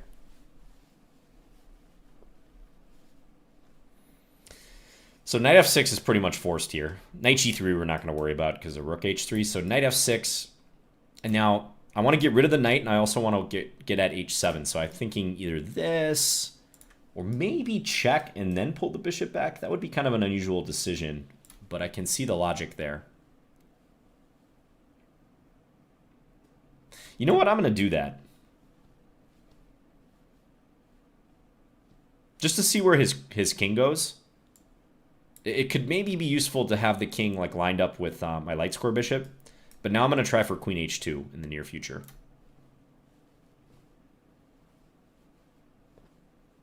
Or taking queen h6. That's actually the direct threat.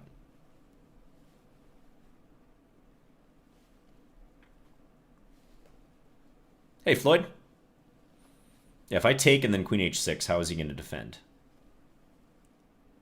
His king's in rough shape there. He might try to run, but I think we're willing to do that. This is the type of situation I might delay actually capturing the pawn on h7 because he's got to run this way. So I only want to take on h7 if I could mate him here. He just resigned. Probably is losing, but maybe you could have played on there a little bit more. Move like, I don't know, knight c4, although then knight d5 jumping in too at some point looks pretty deadly. So knight d5 could be useful to take away the queen. Also guard the e7. If you want a game in this line, there is a classic game. If you search like on Google, Karpov versus Korchnoi, Dragon Sicilian, that's kind of the seminal game in the opposite side castles, Dragon, Yugoslav attack. Great game to study from. Karpov wins a nice one. All right, Scatman John, let's go. E4. Thanks again for the game, Ralphx. Let's play the Apocalypse variation. Is that the game where Karpov interferes with the rook? Yeah, exactly. Yeah, he plays a nice move. I think it's G5 at some point with Korchnoi having a rook on the 5th rank. Wasn't the candidates, it was a world championship. I think it was the first game of their 1970-something world championship. I don't remember what year.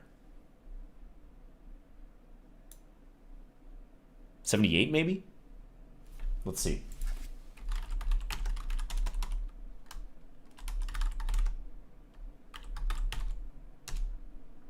Oh no, it was 1974. Yeah. So if you search Karpov Korchnoi 1974 Dragon, you'll find it. Okay, what to do here? This is the idea of the Apocalypse variation, is this quick outpost of the knight. Now, he wants to chase me with a6. I'm trying to think if I can disrupt that plan somehow. I'm just going to play d4. If queen a5 check, we can play knight c3 and guard the knight. So no particular concerns there.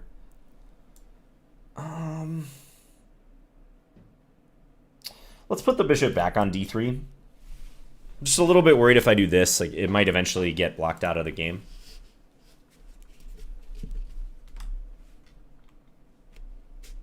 Hey Fabao, likewise, good to see you too. All right, let's castle, maybe f4 coming up, we shall see. Opinions on the Anglo-Scandinavian defense. So you mean c4, d5? It's not good, unfortunately, and the reason why is when white plays c takes d5, white will have 2 center pawns against black's 1, whereas in the Scandi, e4, d5, and then e takes d5, white is only going to have 1 center pawn. It's going to be 1 versus 1 in the center. So the Anglo-Scandi can't be recommended. I mean, it's okay for like bullet, maybe even blitz, but yeah, I can't recommend it.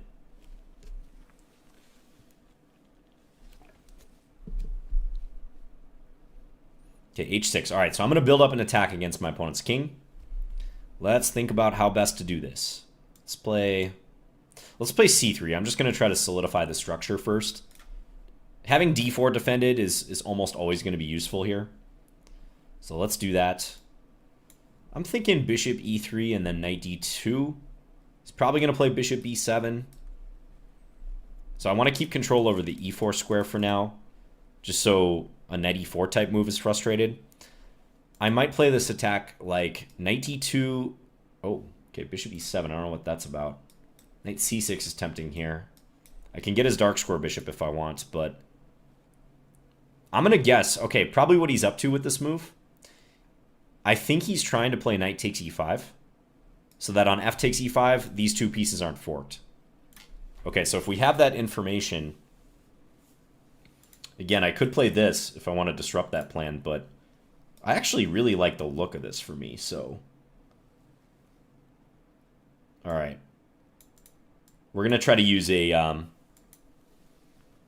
200 IQ idea. Now he might not take on e5, but I'm trying to line up an attack here in the event that I can take with the f-pawn, because I think this knight is bothering him. But now he's avoiding taking it, which I think is correct. F5? We got to go F5 now. Open the floodgates. Big threat. Big time threat here. A lot of pieces pointed at that black king. Alignment. Remember I talked about alignment?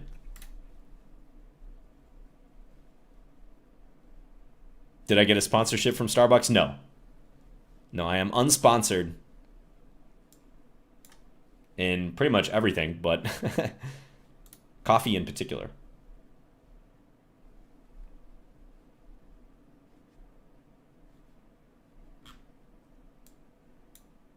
Why is Scandi considered bad? Well, you know, the Scandi has a lot of enemies in the mainstream chess media. No, I'm just kidding. It breaks traditional opening principles. So that's why it's traditionally been considered a dubious opening, because you do bring out the queen early if you're going to play the queen takes d5 Scandi. But despite losing some time, and thank you for the game, Scatman John. Yeah, your king side just became a little too weak. Probably got to address that knight on e5 earlier. But, for example, after e4, d5, e takes d5, queen takes d5, knight c3, queen d8, even though black has spent 2 moves to take the pawn and then move the queen back to the d file, to the d8 square, the knight on c3 is not so well placed because it blocks the white c pawn. Maybe I can show this if Mr. Gambit's pawn plays e4. It does not. But that formation with the knight on c3 with the pawn behind it, black can argue that that allows black enough time to catch up in development, and black generally enjoys a pretty solid pawn structure and position in general.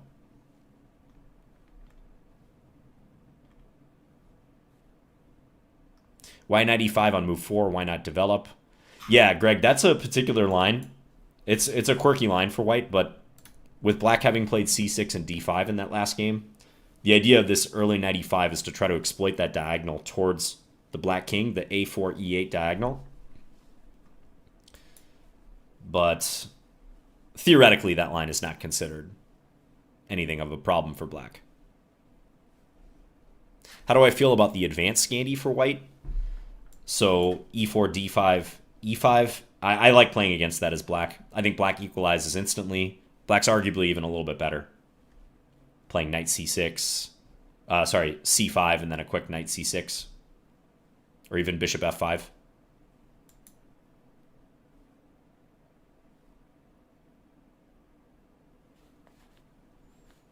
Hello, Chessmaster96. Yeah, I'm accepting random challenges, so it's possible we're not going to get a game. We've only got about 15 minutes left in the stream today.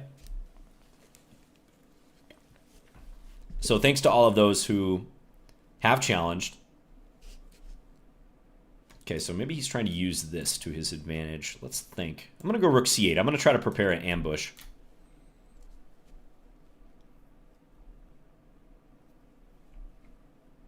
We're going to take with a queen now. We're going to see if he notices that this is the threat.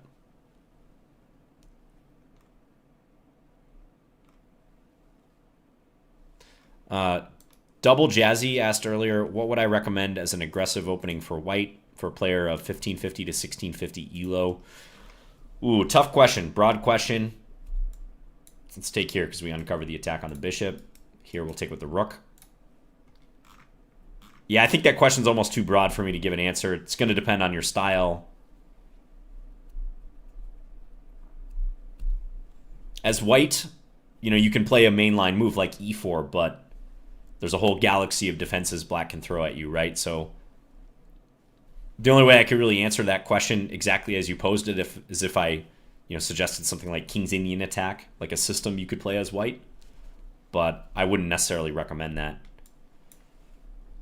And he blundered the bishop. Now, I mean, the rook on c8, even though it appears like it's not doing much, I think that played a role because he was hesitant to play bishop takes c6 because he probably knew I was going to take back with the rook at all times. All right, now let's take with the knight and threaten knight d3. Bongcloud is as aggressive as it gets. Yeah, that's you got a good point there. Maybe Bongcloud is what I should have said instead of my rambling chess academic answer.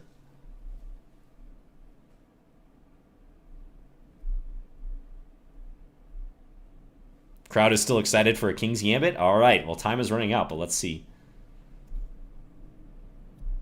A little bit open here. I mean, you could throw in a check, but might even play b5 against that. We'll see. You know how I was telling you guys that once you see the highlight border issue that sometimes crops up on Lichess, you can't unsee it. And that was present just a moment ago. I'll see if I can demonstrate it. This is a fun move to play. Takes, there's queen f2 mate.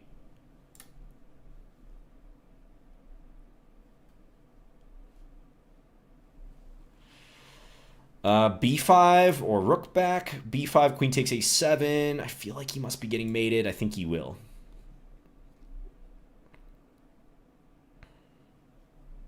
Hello, Ivory. I'm only streaming for another about 15 minutes.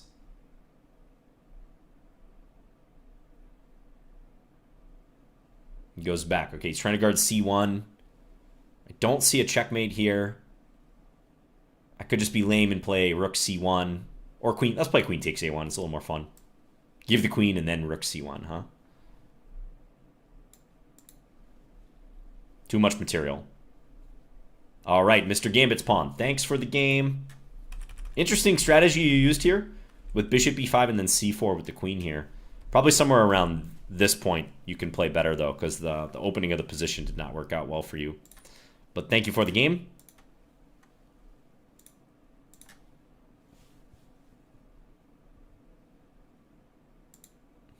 Really? You think we're twins?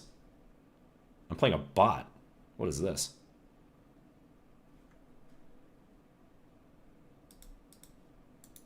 What?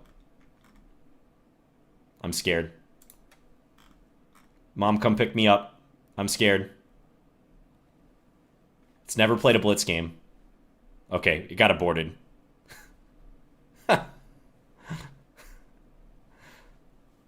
All right, we're going to pass on that. We might have to institute a rule that we can only play challenges against human opposition. So, James, you're up next. Let's play King's Gambit. People have been asking about the King's Gambit. Let's do it. For the crowd. Let's go. Bots have feelings too? Allegedly.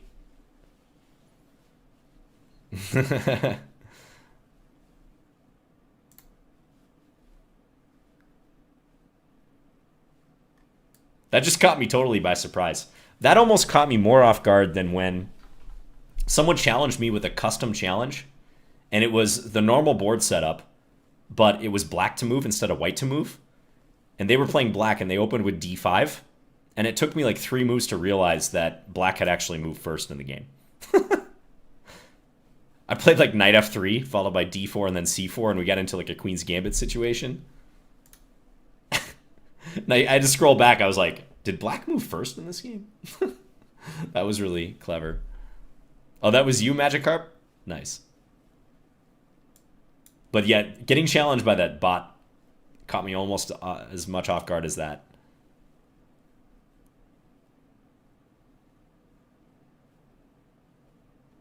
All right, what to do next? He's jealously guarding this pawn, and I would like to find a way to maybe break that down. So let's go here and then knight e2. Was it today? No, it was maybe a month ago. But the VOD is somewhere. If you check the Lichess YouTube channel and then look for my Lichess plays, you would find it. It was probably, yeah, like 4 or 5 weeks ago. This is a 3+2 game, you're right. That slipped past me.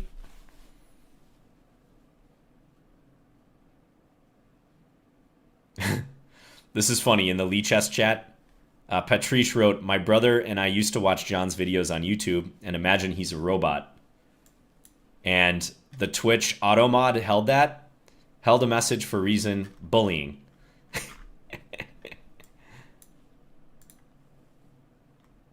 You're trying to bully me, Patrice. Accusing me of being a robot. No problem, James. No worries.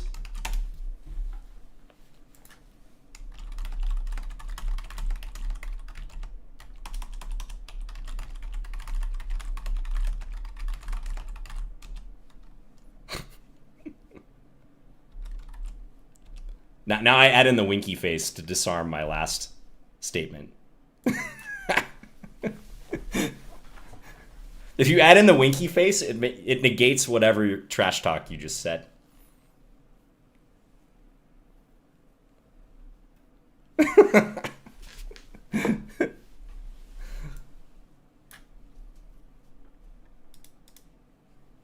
Point of contact, B6.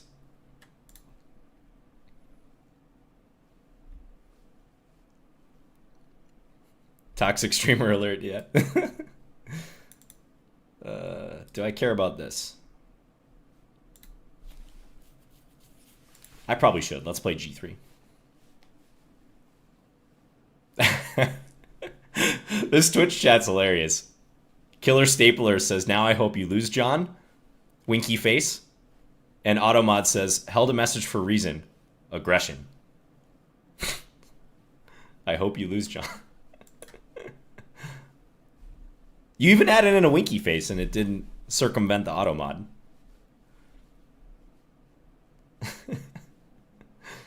Okay, this is good defense by James. After b6, he probably takes once and then plays a6. I'm thinking I want to jump knight g5. I'm going to do that right now. Try to focus in on the dark squares. Very interesting pawn structure going on right here, right? Could also play for a6, but I think b6 is still the pawn idea I want to go for. All right, so this is weak. He's hitting my queen, though. E6 is a nice-looking move, but I don't think it really works. Well, I mean, maybe. E6, bishop takes. I could claim that my dark square bishop being open there helps. Point at E6 is if he takes here, I take here with check. So I'm tempted. I'm very tempted. But now, let's just go queen d2. Someone teach Automod about winky face theory, yeah.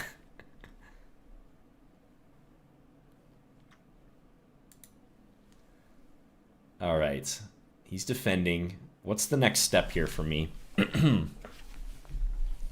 mean, b6 is incredibly obvious. I am definitely considering that on every move.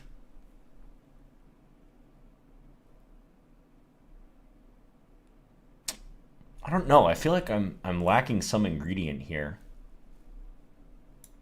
Let's play c4. Let's get another pawn involved in the assault. I got to watch my time. James was generous enough to give that 2-second increment,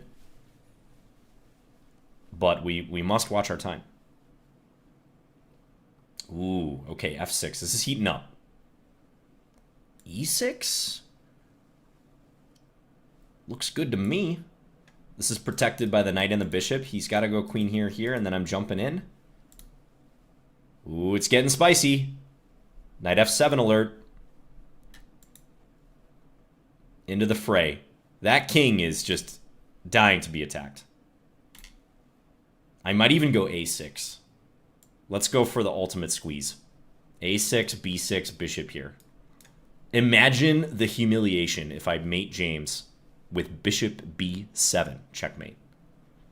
I don't know that he'll ever be able to show his face in a Lichess Play stream in the future if that happens. Wow. g5. Check.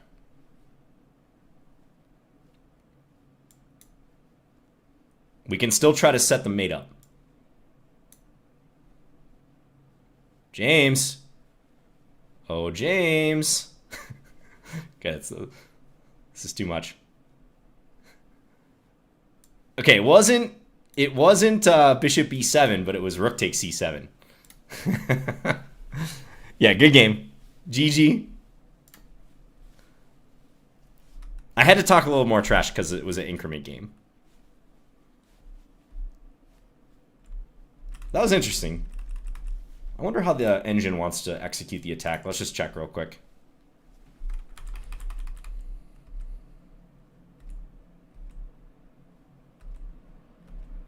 This is a moment where I thought a little bit. Queen d2 is the best move. e6 is also up there. I was strongly considering that move. Line opening move.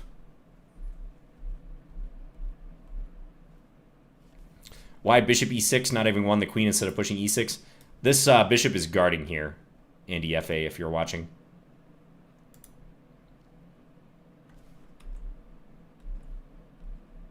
Yep, this looks good. A6, and we're in plus 10 territory. Thanks to the game, James. All right. Do you guys know what time it is? We've got a few minutes left in the stream. Let's get ready. Dun-da-da. It's horsey time. Spam your horsies in the chat. You know what to do. We're playing the Bongcloud no matter what the opponent plays. With the horsey set, who is going to be the lucky challenger? Okay, Bruce Wayne's World. Let's go. We play King E2. We walk away. We stand up, so you know that I can't cancel this pre-move. Just take a swig of coffee. Now the real game begins. All right. You know what? I want to make this a real challenge. Let it rip. That's right. The king leads from the front. Until it gets forced back. Change board theme? We can't do it. We can't do it, McNeckcraft. I'm sorry.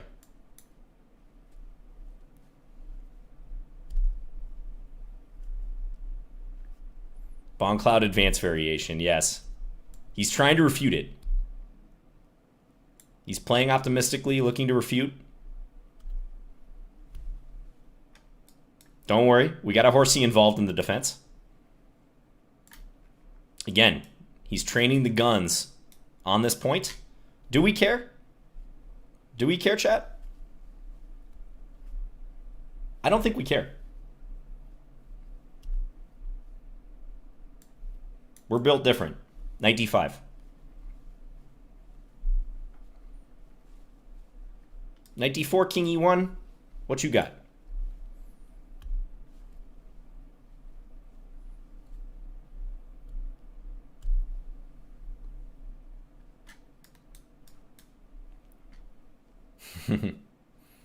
Play f3, but never play f3. I thought about f3 on the previous move. That seemed a little too cowardly, though. Now, I'd really like to play king d3 here.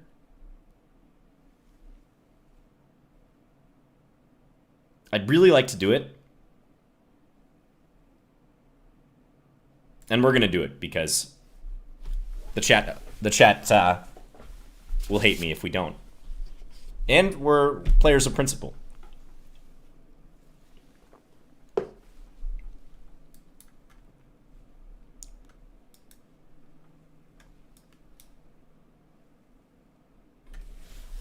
I recall what my first chess coach told me, is that the double attack is the key to chess. Always remember that.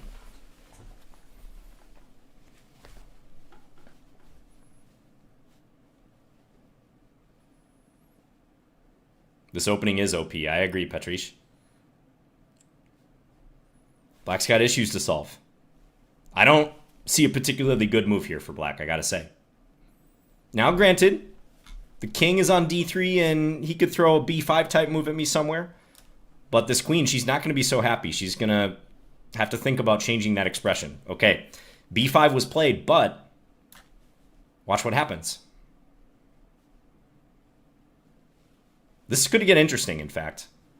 And if I play queen takes g4, at all times there's this threat. Now, I think takes... I think I can get away with this.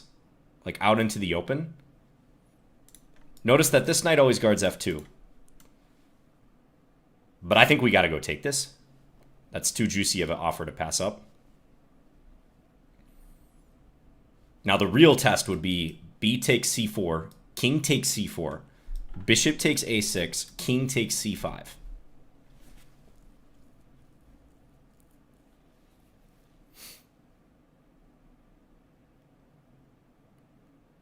Played bishop takes a6, though.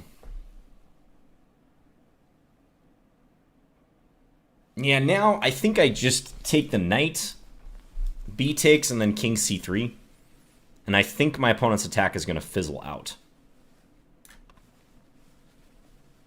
I don't think there's enough firepower at that point. It's close, though. Definitely close. You know, bishop b4, maybe a rook b8 move to set up bishop b4. Yeah, looking for this or this, but now the king can always come back. I'd like to keep the king a little more active, for sure.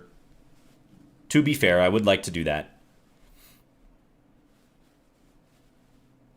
But bishop takes c4, bishop here, king here, knight b4. We can't allow that. Let's just play... let's play a3. I have 24 seconds left, so let's play a3.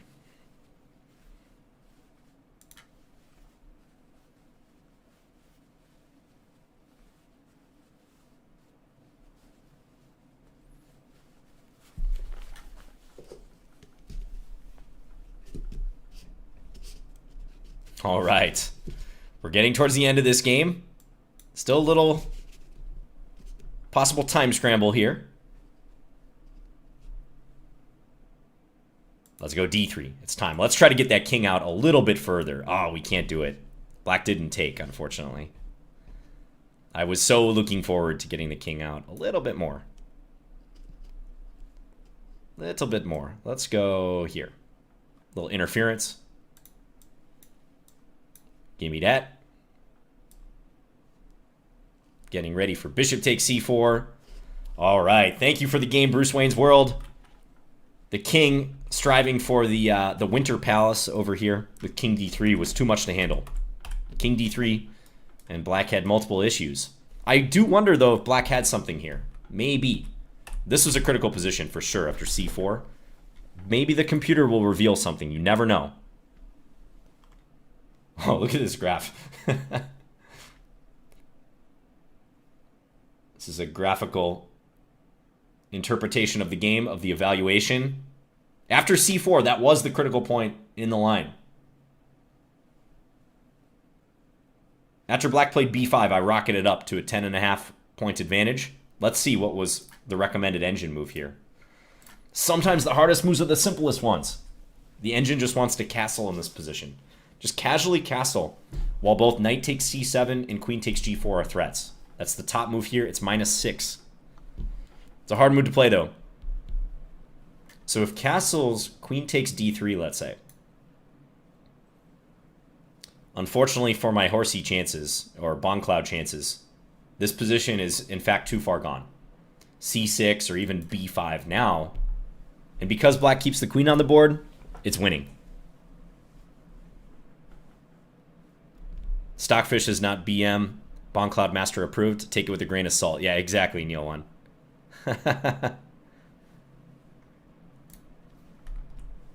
Yeah, unfortunately, this was just too great of a material deficit for Bruce after this. Too much. Well, thank you for the game, Bruce. This was a lot of fun, as usual.